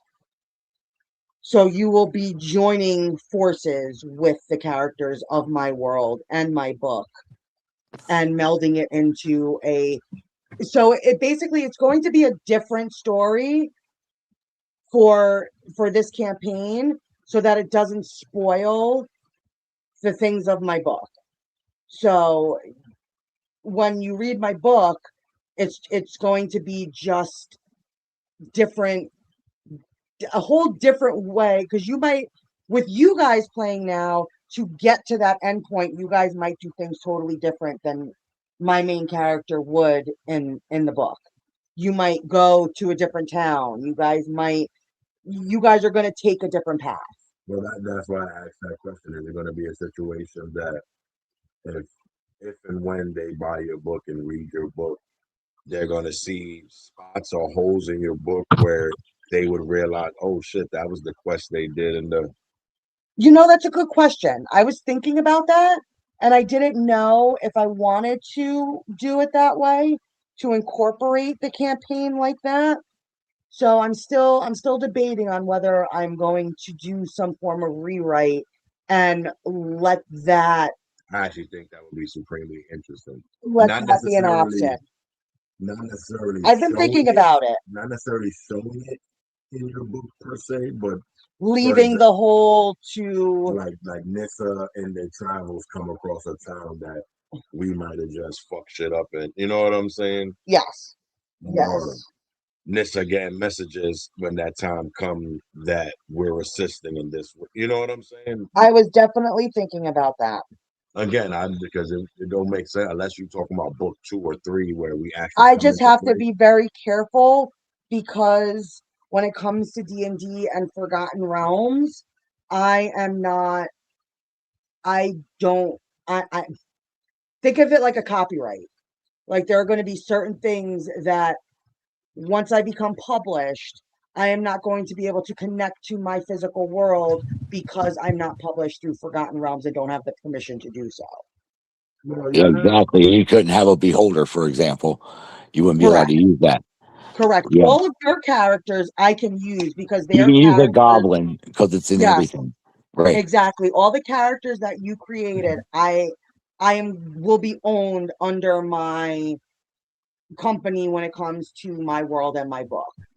So, because they are considered public domain in a sense, and that's just the best way I could describe it.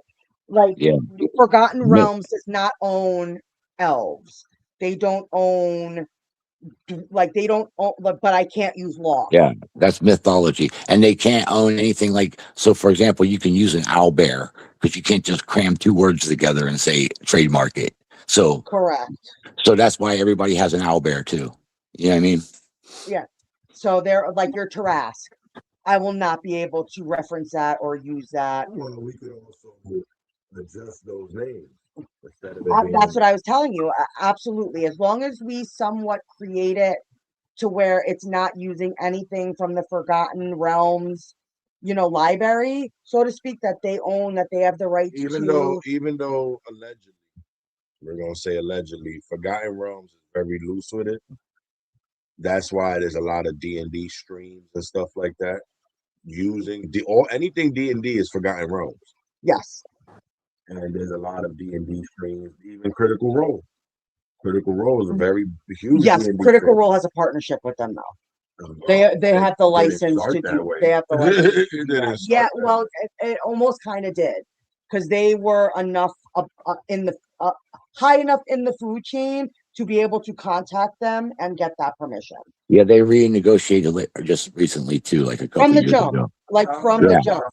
They renegotiated because they were going to use Daggerheart, and D&D paid them to not use Daggerheart as their system. But what I can tell you is, if I can get into the Forgotten Realms world, which I know somebody who does publish through them, who is a part of the company, Well, that this could also do that. if my campaign does well enough, or I do really want to start incorporating things from the D&D side, I'm working on opening up that door.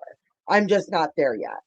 No, true, but I'm just saying all that could end up leading there. Oh, absolutely. Absolutely. Because our campaign is going to be different. Our campaign is definitely going to be unique. And I'm hoping that it shines a light on my world. So we're gonna have to wait and see. But yes, I am incorporating elements from my core story and melding it with the world of D&D for this campaign. I just think that would be cool. People that watch, that'll be like an Easter egg for them. People that watch Yes, correct. the stream and watch the you know, saying, oh shit, y'all chose to destroy this section of the town. Now in the book, this is going through this town for some reason. Man, what happened over there? Oh, there was a little battle. You know what I'm saying? Yes, and I can definitely incorporate your characters that you guys created, because I will be getting I will be owning them. So yeah, but that could be down the line. I'm talking about from book one. Whatever we doing, that would be interesting. You know what I'm saying? yes, but it's going to be a rewrite nonetheless for me to have to go in and do that. We do that shit every time. That would be a cool attitude, you know what I'm saying? But yes, again, not necessarily seeing us, but yes, some, you know what I'm saying? Some stuff that, like I said, whether she's getting messages like, yo, you got a resistance helping, you know what I'm saying? yes. Like I have two timelines, let's put it that way. I have a timeline that's in my original book, and I have a timeline that incorporates the world of Forgotten Realms and the D&D side of it. So that yes, my world is known to certain D&D gods, to certain D&D people that would know of my world for this campaign. So, and that are connected to Abraxas. So yes, I am making that connection. I just can't do that until I have the rights or licensing to do so when it comes to D&D deities, D&D lore, D&D locations. Like I can't turn around and say Abraxas has been to the Underdark. If that makes sense. Sorry, my dog is like pushing me off the thing. But Scarlett, if you could take over for 1 second, just so I can let my Poochie out for 1 second. Come on. No worries. So yeah, we're gonna have a fun time.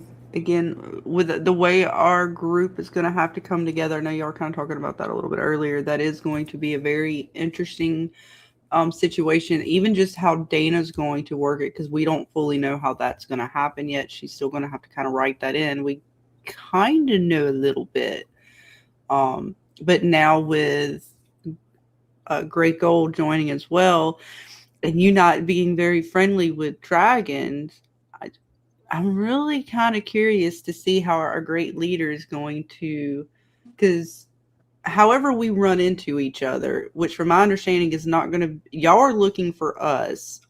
I don't know if she's going to write it or we're looking for y'all per se. Like we know we're looking for y'all. So I know you're going to have a good, fun time wrangling us all together there after that initial meeting, Mr. Alderath. Oh, I know. I got 4 kleptos. We got, at least for the beginning portion of it, 2-1 between Togar and I'm not really sure what your character's name is. Gold. Oh, it's Skeeves. Skeeves.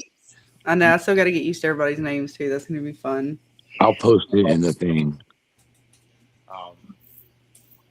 You guys are going to be not at odds, but in the beginning, it's going to be the tensions there, and just everybody.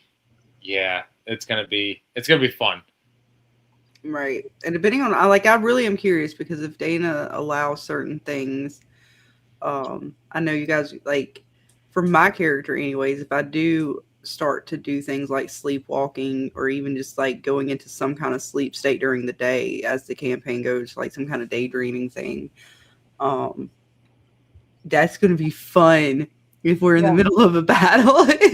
Somehow some dream fuckery is afoot, and then or at night y'all wake up, where did Titania go? And I'm like, wake up down by the river somewhere. Well, speaking of that, I actually would like that. I would like night scenes. I would like while we travel and we actually decide to set up camp, and maybe something happens at that point. Not just Titania walking off in her sleep, but maybe we get attacked in the night. You know what I'm saying? Stuff like that makes it interesting. Plus, I got shit for like night camping and shit like that. I would like to use, so I need that to happen too. Use those items. So that's actually a good question for you guys. Now that we are getting ready to relaunch the campaign, is there something that you would like me to incorporate? Is there something that you maybe want to experience or me to try to Like I said, sometimes give us the traveling, because I got items that I spend good money on that is for that. Okay. For example, there's items I have that might turn into a boat. That's a worthless item if we never run into a situation where we're crossing the water. There will be situations where you're crossing But you water. get what I'm trying to say? Yes. Or I got items, for example, that it'll set up like a fortress for a night camp type of thing. That's a worthless, and you know what I'm saying? That was worthless money spent if we don't come across a situation where we're setting up camp. Okay. Yeah, I agree. I agree with him because exploration is supposed to be part of the game. It's part of the fun. Yeah, I definitely want to like walk around and like find trinkets of any kind, even if it's just local trinkets. I just feel like that's part of something that we would do, especially me and Lila. Like we're gonna collect a stone or something by a river just because. But that also gives. So some sessions you would like part of it to be non-combative, other sort of stuff that you might have to think about. Well, it could be combative.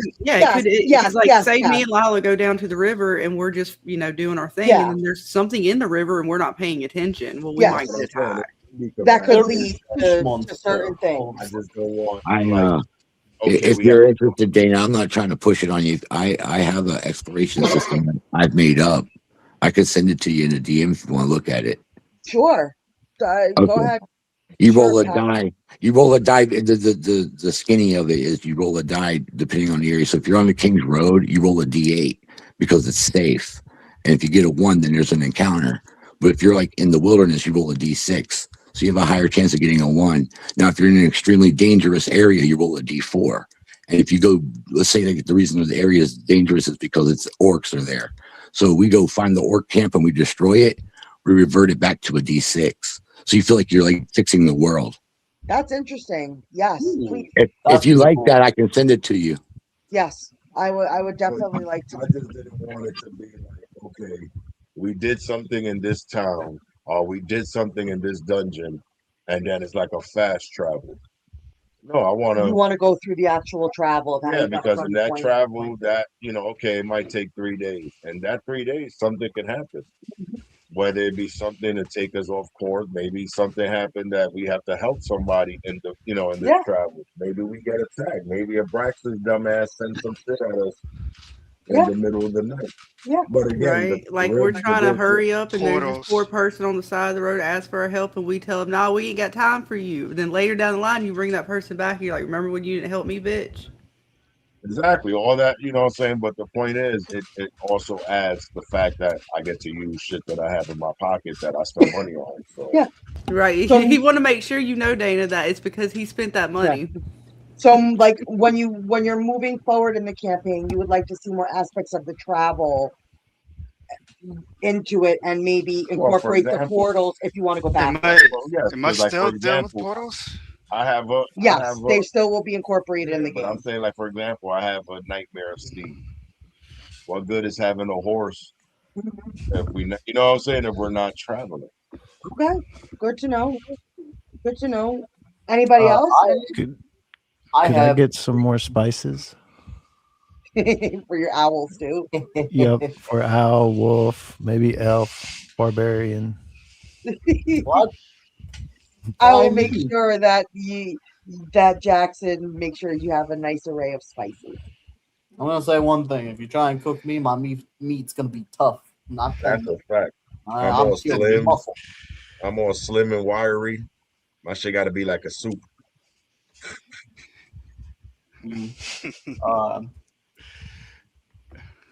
Personally, like, I know you have a crafting aspect, but I'm talking about like just stuff you find on the road. You know, like just little things you craft with like sticks and stuff, or more like real life things in a way. You know, like I want to make like a So smoke thing like at our camp. You know, to smoke whatever food we got.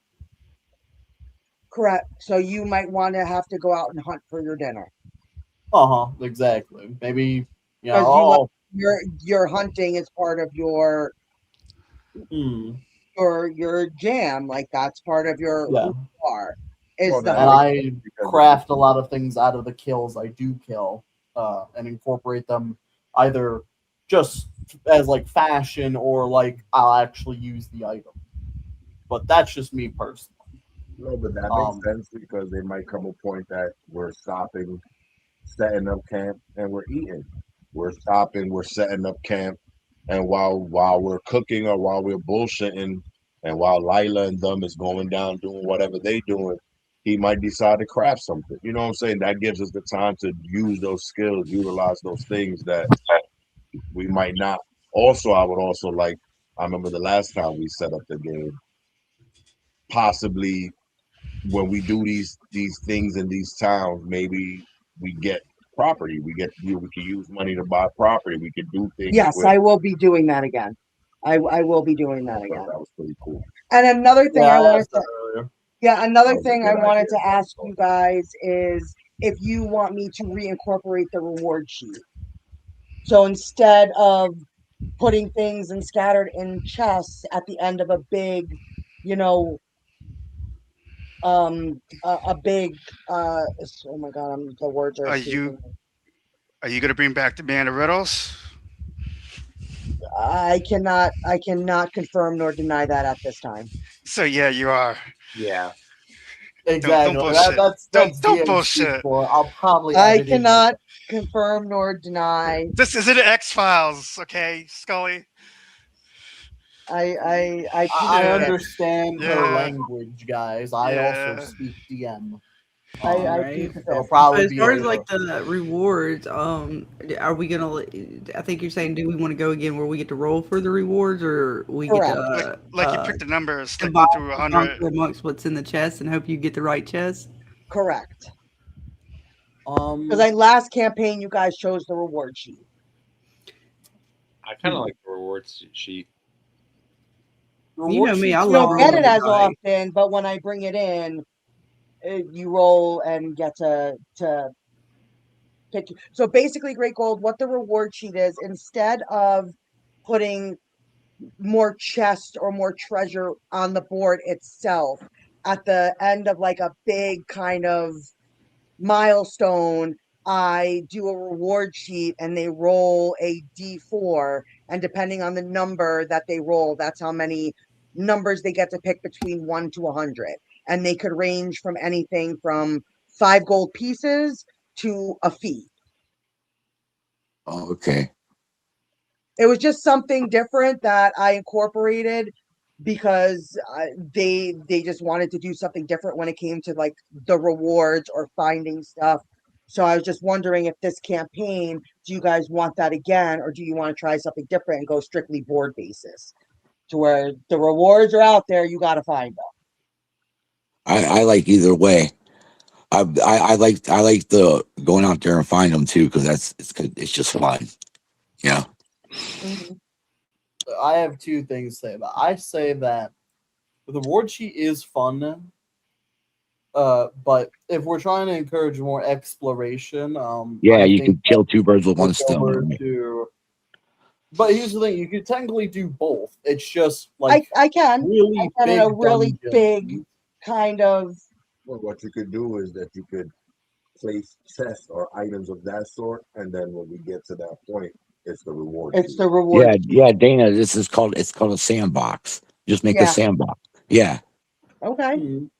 Or another option is you leave items and like gold throughout that dungeon or that, but at the very end of the dungeon, we get something that's not necessarily an item or something, but maybe like a feat, as you said, or Mhm. a boon or something like that. Something that's not necessarily an item, but something you gain at the Yeah. end, and like make it just one thing. So you guys would like a mixture this time around. Yes. Instead of just one way of doing things, it might be different. Well, that could also make it easier for you because if we're camping out, instead of having a night, like you said, if you use his setup with the dice and we don't get that attack roll, Mhm. you might be thought, okay, well, this is an exploration. You know what I'm saying? This is going to be an exploration if we choose to do. You know what I'm saying? Again, it's all going to be based off of if we choose. So kind of like how I saw you guys playing in Boulder's Gate. Like, here are your options. Which path are you going to take? Exactly. Your roll. Okay. Tonight is Yeah. clear. You know what I'm saying? So in other words, we're not getting attacked. What do y'all choose to do? Or y'all The choose to go to advantage. sleep high, even though you might have thought of 3 chests that's out in the world Mhm. at that time. Oh, yes, y'all lose those 3 chests. Or y'all don't. You know what I'm saying? And also this time around, until you get into a room, I will not be fully setting up the board. Yeah. So you will only, if once the board is set up, when you enter a room, like only if it's honestly what you're going to see right off the bat, nothing is going to be shown until you guys figure it out. I do the same thing, Dana. As soon as you roll So initiative, I'm I gonna put be down a battle board. I'm gonna be changing that around this time too. So what's your idea? What if you, because you'll be setting up your maps and doing all that shit way before we even ready to play. Mhm. What if you set up your map in sections and take a picture? And as we, this is what you see. The picture and the, you know what I'm saying? You share the picture or whatever, how you sharing these images. Well, one of us Take could photos draw of the them out. board and bring up the actual photos. Of the section that we see, so we still have a visual image. An just in easier case- visual in case just in we case can't it's- figure out the zoom. Exactly. That's a good idea. I didn't think about that. You click that bloom, y'all walking in. This is the entrance. Y'all see that. You know what I'm saying? This is what y'all see from where you're at. Just for, but that's only going to work for the start. As the board changes, I won't have pictures. But then you would Then focus know the more on the board. camera shot. Well, you know the board beforehand. Mhm. So I'm talking about pre-set up pictures of the bases of that board. As it changes, of course, you're not, but you have a preset of as we enter in that section and can see that section. Okay, interesting. You understand what I'm saying? What do you guys think about that? That sounds cool. So at least it gives us a visual of what we can see at that point. And then Or when we overall get past that layout point, of the it's the room. board that, the camera. But if it's just because it might be situations, because I've noticed we do stuff sometimes where we don't just run into a room. So if you're saying that you're not giving us the board until we enter the room. Well, until you guys figure it out and roll your check. Yeah, of course. So, but if the door is open, we see something. That might be the picture. Like, okay, so you just choose to open the door. This is what you can see, but you can't see the whole room. You can only Gotcha. see- And for you guys out there who are unfamiliar with what we're talking about, so when players are about to enter a room before initiative is rolled, they are allowed to roll skill checks. And those skill checks are when they get to turn to me and say, I'm walking into the room, I'm rolling an intelligence check, what do I see? Or I'm rolling a perception check, what do I see? Perception is what they perceive or see when they first walk into the room. So they would roll a d20 dice, and depending on what their roll is, it depends on how much information they are going to get from that roll. Like if they roll a d20 on their skill check, I pretty much that's the almost the maximum information. Like they're gonna definitely perceive this or see this, but if they roll a 1, they might miss walking into a trap.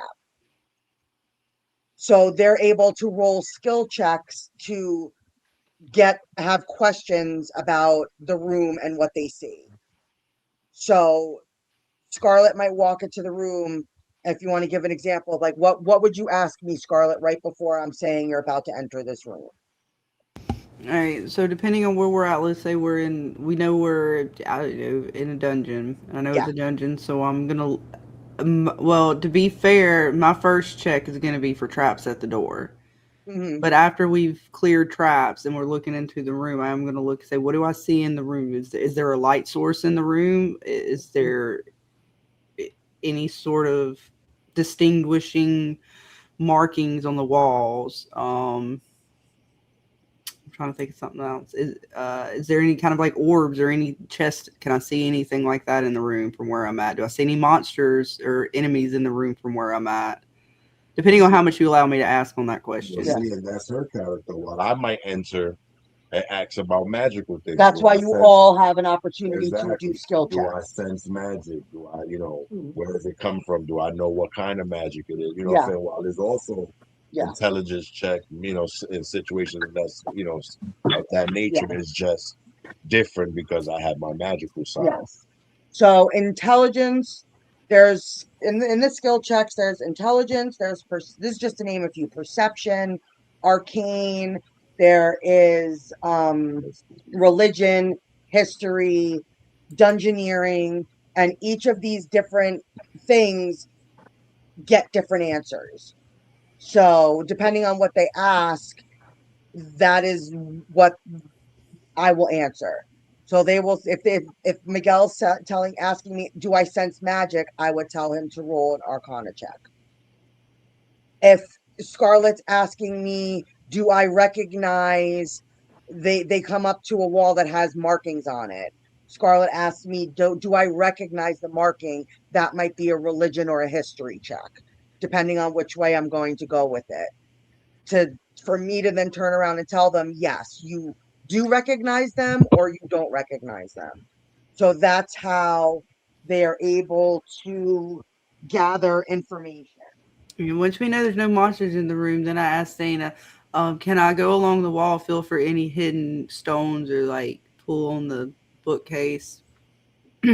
Secret hidden something or another's. I'm just feeling on all the stones, Dana.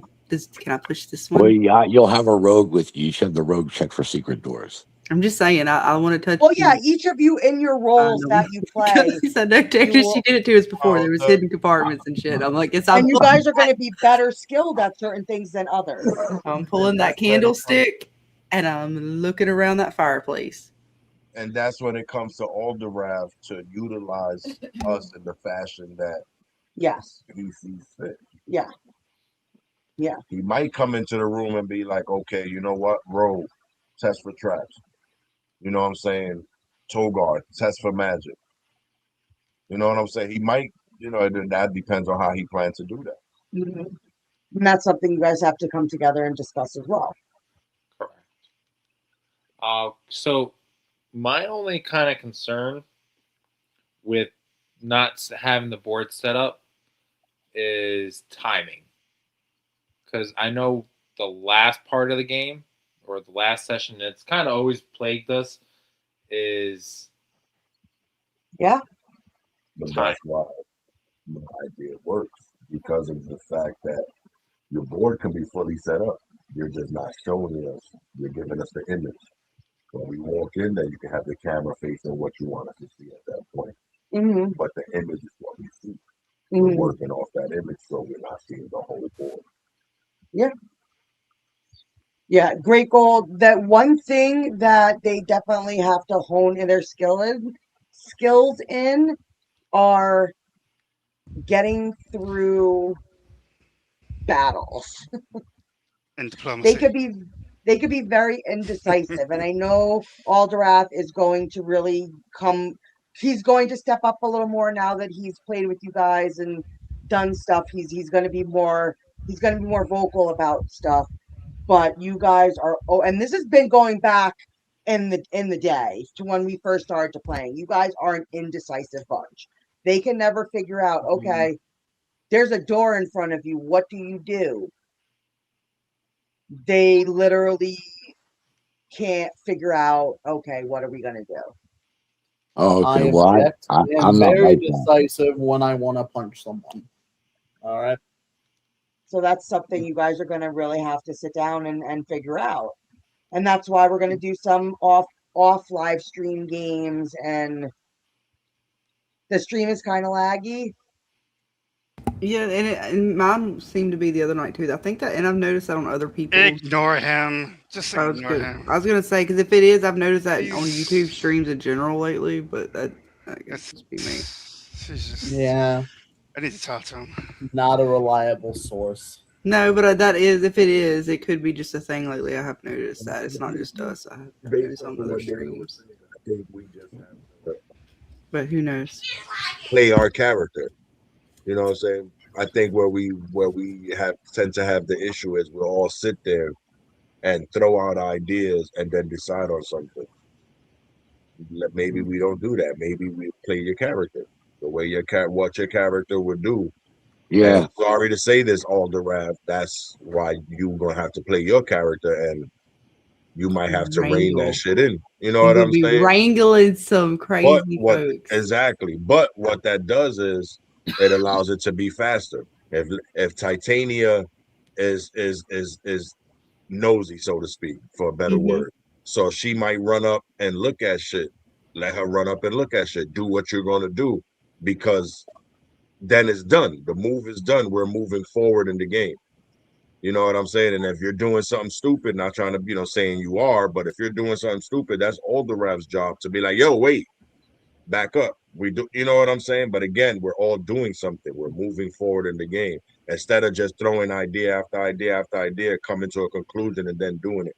That wastes like 20 minutes and throwing out ideas to do a 2-minute move. You know what I'm saying? That tends to Right. make And the less sense. way I think we got it set up this time too is with your group and with Aldrath, y'all are kind of have battled, at least some of you guys have battled together. So you're a little bit Yep, they're more familiar with following all the rest. right. So you're a little bit more even.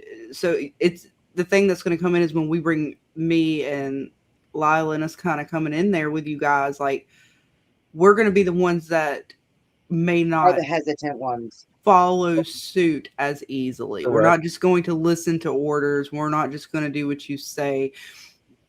We may not go into that room. I'm like, you know what, y'all go in there. We're going over here. And that's going to be where, if we're playing our characters as intended, that's where we'll have to figure, the characters Yes. need to figure out how to, I don't want to say get along, but okay, hey, how do you get somebody who you like? Because again, y'all know things that we don't know, right? Like y'all are going to know stuff about us. We're assuming, yes. Like again, Yeah. we don't know I how. am going to build the bridge for you guys to each other.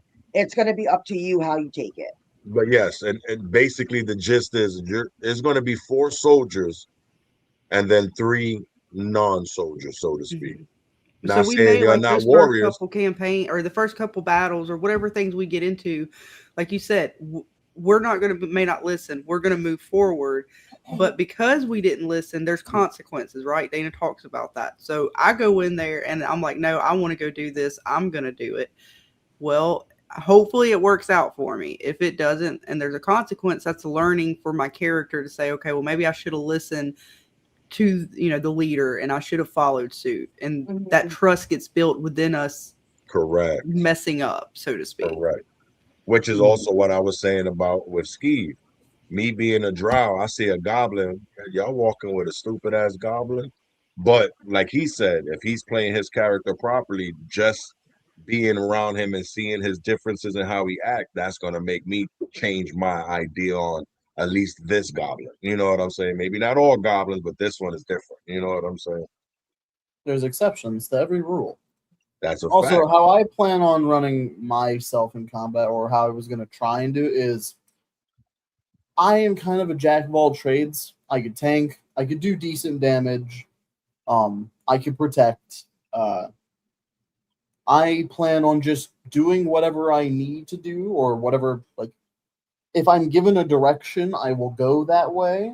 But once I'm done with that, I will just do whatever I want to do in terms of, being helpful. Like, I was told to guard the back line, but there's no reason to guard the back line anymore. I'm going to go run up and punch a guy. Mhm. But as soon as I'm given more direction or given an order, I will go back and shift my focus to it. But again, that's playing your character, so it makes sense. That's what I'm saying. So if we stick with playing our character and doing what we're doing, I think that would speed up that section that she's talking about where we tend to be indecisive. There's no need to be indecisive. Braum is aggressive. Braum might move forward because that's Braum. So unless Alderath is reining him back on Alderath not to fuck up your game, because again, this is throwing a lot of shit on you, but you got to make quick decisions to rein these people in. You know what I'm saying? Yeah. Because if you don't, dumb shit could happen. And I'm definitely going to account for the dumb shit. You know what I'm saying? Even me, while I have, or I like to think I have control over my demon side, something might jump off that it jump off, and she be on some roll of dice to see if you can control your shit. And now you need to help me control it. You know what I'm saying? But again, you need to be quick on your feet to make those decisions. If you see that Titania is a sticky fingers, And I will make sure to emphasize things. yeah, if you see Titania as a sticky fingers, and we're going into a situation, you might want to put your hand on her shoulder. Your mama, wait up. Yeah, I know, but calm down, wait up. Let's talk. You know what I'm saying? We're gonna do this. Yeah. We're gonna, because if you don't do that, it's gonna lead to us. Okay, well, what if we do this? What happens is 20 minutes of indecisiveness. That's not interesting to a stream or nothing like that. Let's move forward. Let's be our characters, and you be your character. You the boss, so stop that shit. Word up. Makes sense. You guys will get to talk more about like certain stuff, and I'm going to be setting up stuff. We're gonna be figuring it out. I was saying after Dead City is done, we can either do some stuff on a Wednesday if you want to start sooner, or a Sunday after James and I are done covering Dead City. We can start getting some practice stuff in for you guys to really dabble and Well, everything. I have Sundays off. That's a good day for me. Okay. Well, let's wait till y'all done with Dead City, because what that does is it gives Lord Worm, a chance to spend some of his money if he chooses to, because we all starting with the same amount of money, right? Correct. The Jim's going to give him all that information. So he might want to spend some of that money. And as much as I hate to say it, Jackson ass, you know what I'm saying? Might need to spend some of that bread if he has the same amount of bread that we starting with. Yes, that's going to be the same. Everybody, and when I say everybody, I'm talking about those of us who have our character. This will be that time to tighten up your character. Any last minute, whatever's, thingamajigs or thingamabobs you want to buy or whatever. Let's get that shit done now. And if you're going to stick with, if I've made you a homebrew item already and you want to stick with it, and what your one homebrewed item is going to be. I never got my homebrew item. I know. This time around it's going to be different, I promise. Well, this also gives her time to finish off that stuff. Because Exactly. while she said she got, I just figured I should so I say haven't got my something real paperwork quick, on her yet. Yep, I believe me, I remembered. When you say But homebrew, does that mean we have to make it up, or can you come up with an idea and I will create it for you. Yeah, she brings okay, all right. Like my old character, he had this like flamethrower launcher thing. That was my homebrew item. Because it's not like a normal weapon for like a wizard, but it's something I wanted. Spectre's homebrewed item is his beholder. And in my case, it's Terry. It's his Tarask. Scarlet, what was yours? Was yours your bow? Well, yeah, it's the necklace my mom gives me. If I'm not mistaken, it comes with the bow. Correct. It's like a. And, that's where I pull my bow out of to a degree. It's out of the necklace. Yeah, that's her implement. Mm-hmm. And then Alderath, I believe you were going with the Kraken thing. Well, that I thought was going to be the familiar that we were going to be getting. No, we're not doing. I'm not doing it that way. It's going to be that's your homebrewed item. That's why Miguel's is his Tarask, Spectre's is his beholder, that's their homebrew item. Okay. Oh, if I'm not Oh. mistaken, I think that's what we were going with because you still let me. I still have the boots. That the boots I homebrewed those for you so many campaigns ago.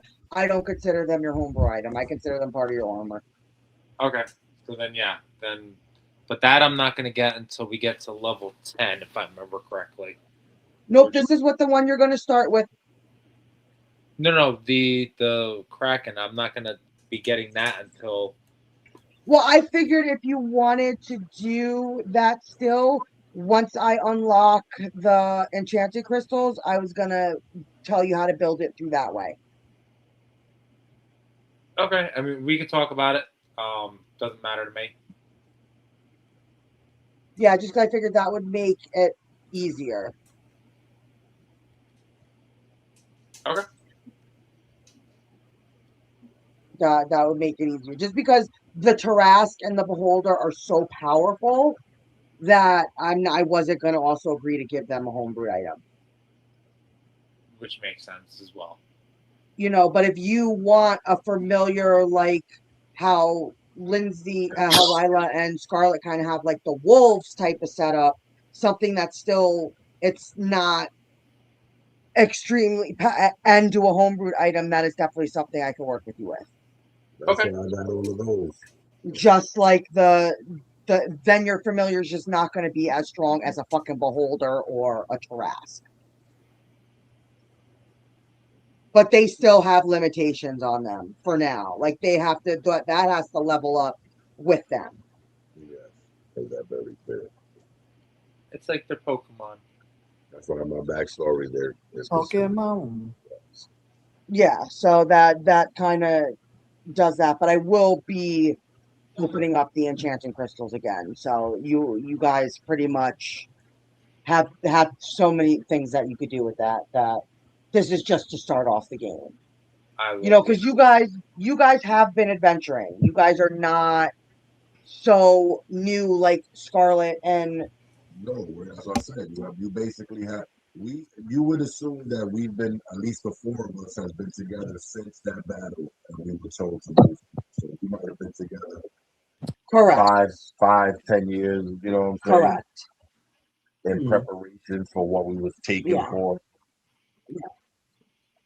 And we never really talked anything like that for me, Dana, because I was trying to let everybody else get their stuff Yeah, first. so that's still something for you to figure out as well. If you're still going to go the same route that you were going to go with, because we incorporated your werewolf as a curse, and it's something that is not only, it's going to be more of a detriment to the group in the beginning than anything else.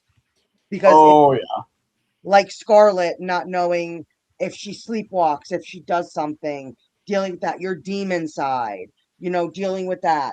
These are all going to be things that you guys have to deal with in the beginning of the campaign. And it'll grow or change as the campaign kind of moves along.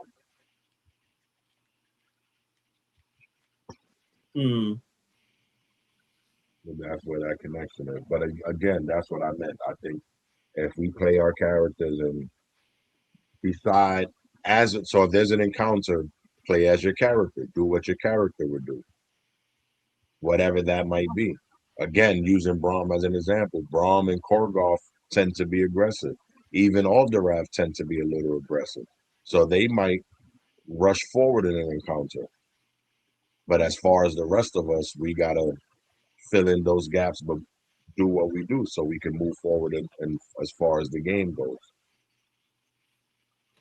Yeah, but we will definitely figure it out. We will definitely figure it out.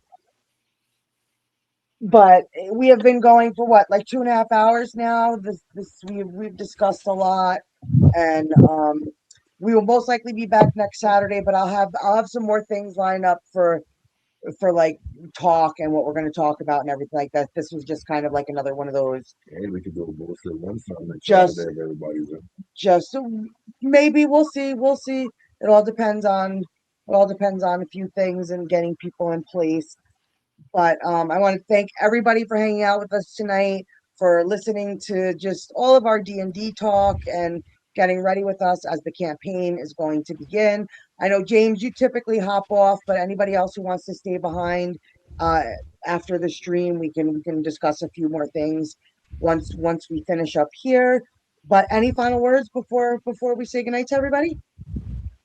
Stay tuned. Shit's about to get interesting.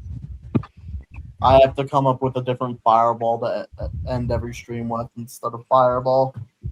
I'm gonna have to figure something out for that. Knockout, I guess. Yeah, we'll go with that for right now. What about you guys? Anybody else final words before we wrap it up? No, just thanks for having me.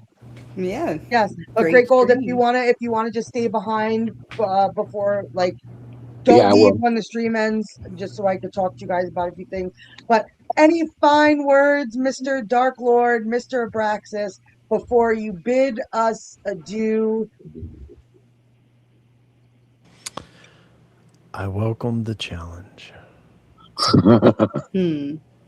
So are you worried about us, or do you think of us? How are you, Chris? Is that what you tell yourself in the mirror? You don't want me to bring in mirrors. That was not my fault. That was this guy. That's all him.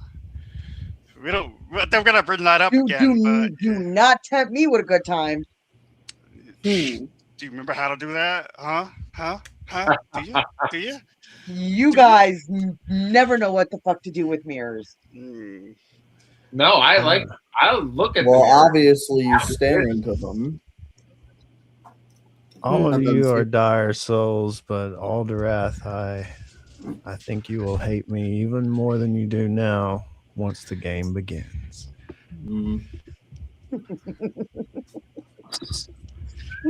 I love it.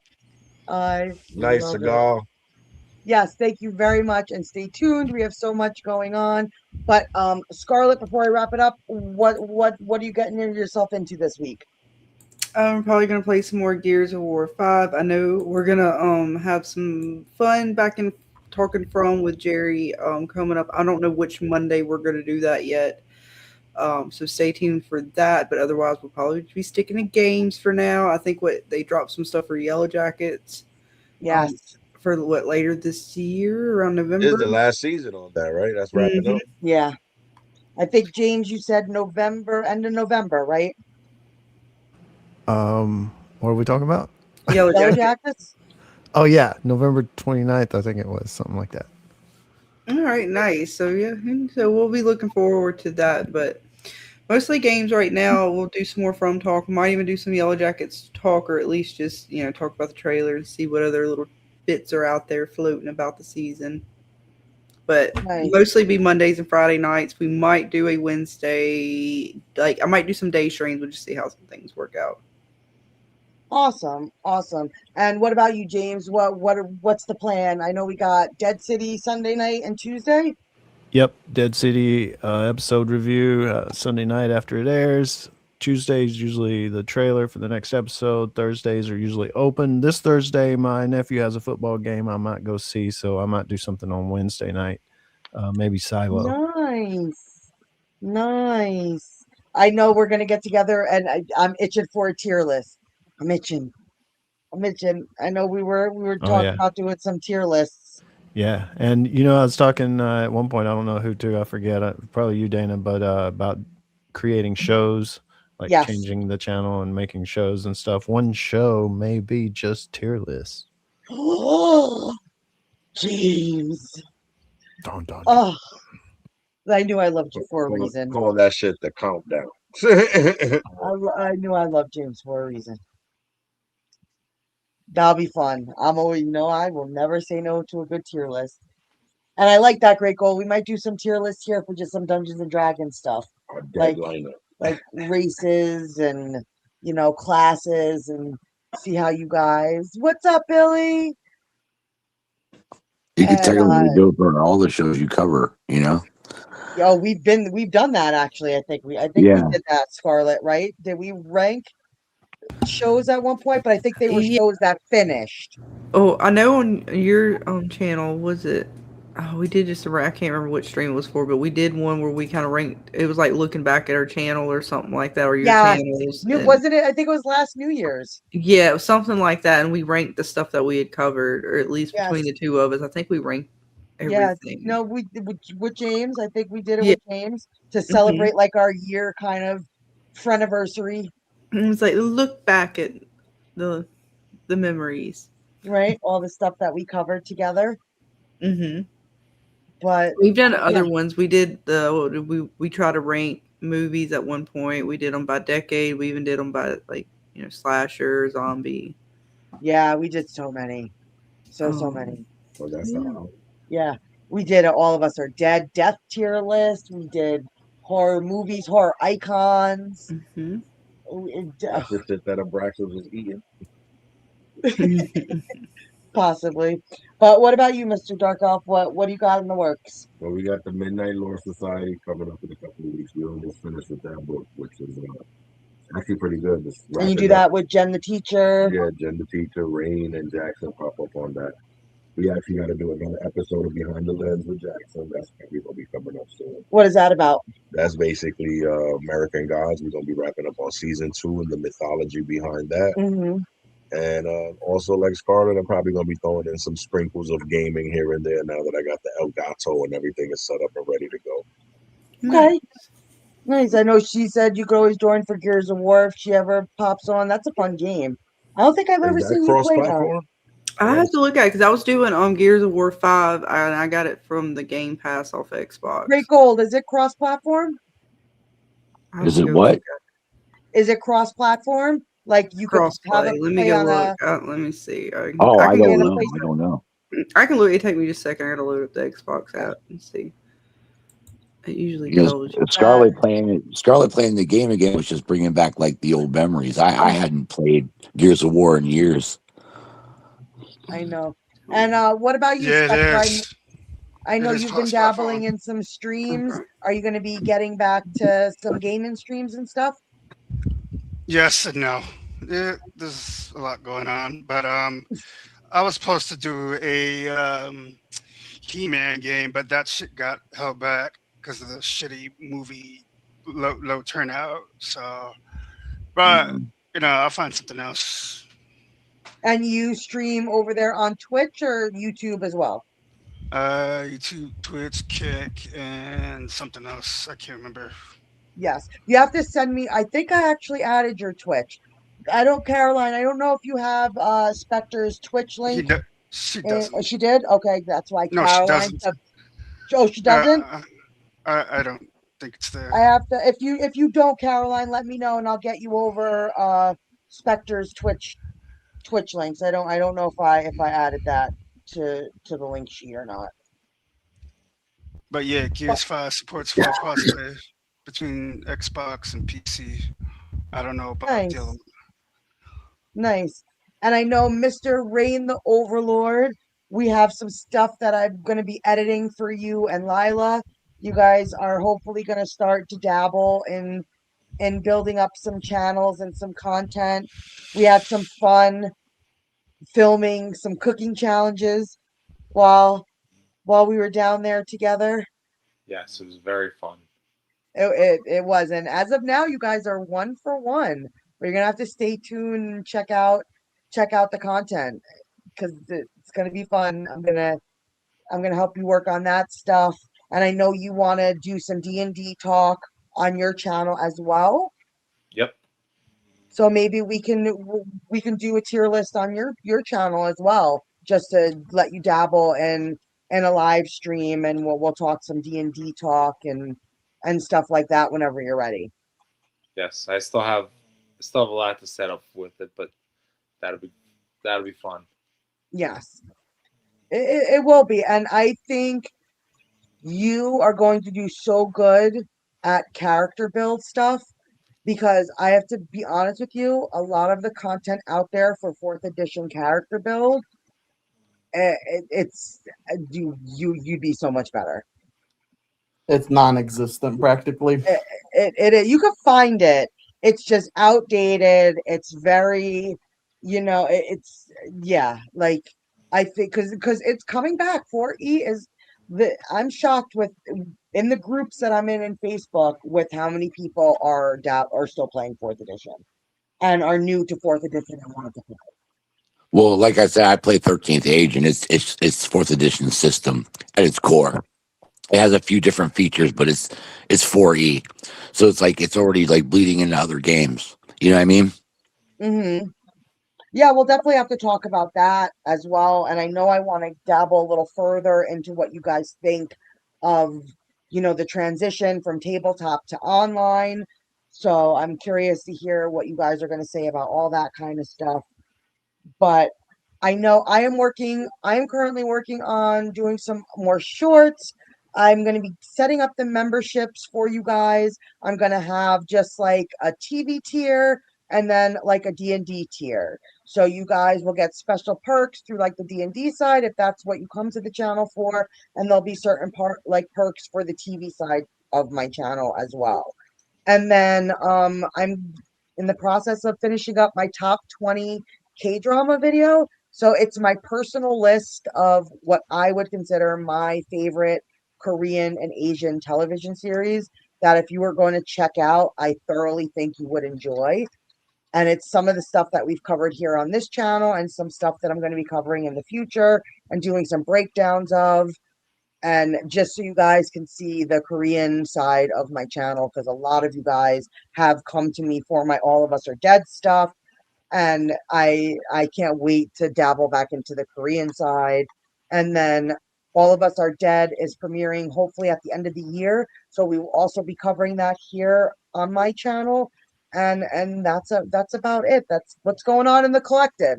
So if you guys are not in the Discord, please make sure to pop in the Discords, because that is where we put up all the information of what's going on, when the streams are, what giveaways we're doing. Everything is in the Discords, and it's just a fun place to come and hang out. And each of our Discords offers something different, and we have a lot of things that we all talk about that's the same. So just conversations all over the place, and you guys will have a blast. James's Discord has been popping off lately. You guys talking about Silo, so it's like people are talking about From Still in Scarlet's chat and game stuff, and D&D stuff is really talked about in my Discord amongst other shows that we cover. So just make sure you are in the Discords, because you don't want to miss the giveaways. You don't want to miss the stuff that we got going on in the future. So until next time, guys, always keep your magic at the ready, because you guys never know when you're going to need it, especially when D&D starts. You're going to need lots of magic. But until next time, guys, we will see you on the next one. Bye, guys. Bye. Bye, everybody. Later. See ya. Good night.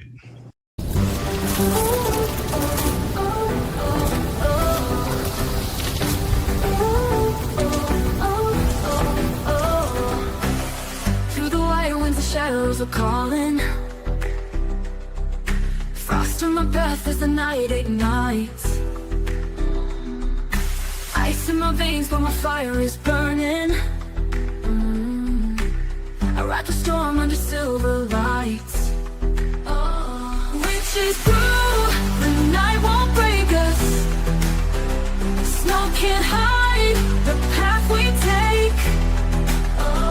Hear the howl, the storm can shake us, but we stand strong.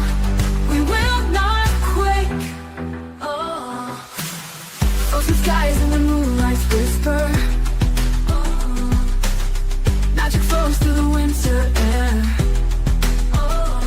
Every step leaves a mark in the blizzard. Every spell sparks a brilliant flare. Witches brew, the night won't break us. Snow can't hide the path we take. Hear the howl, the storm can shake us, but we stand strong. We will not quake. Ice and amber, we'll remember. Cold forever, stand as one, we fall as never.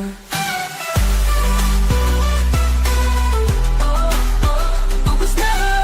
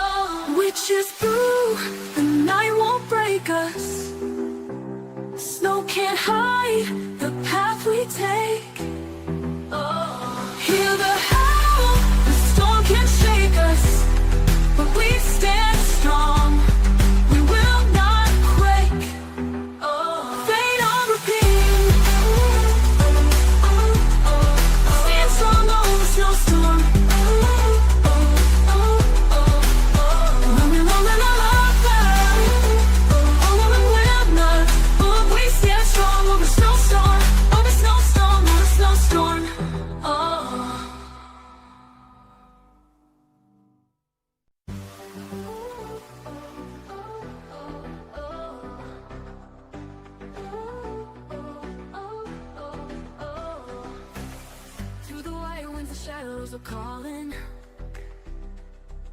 Frost in my breath as the night ignites.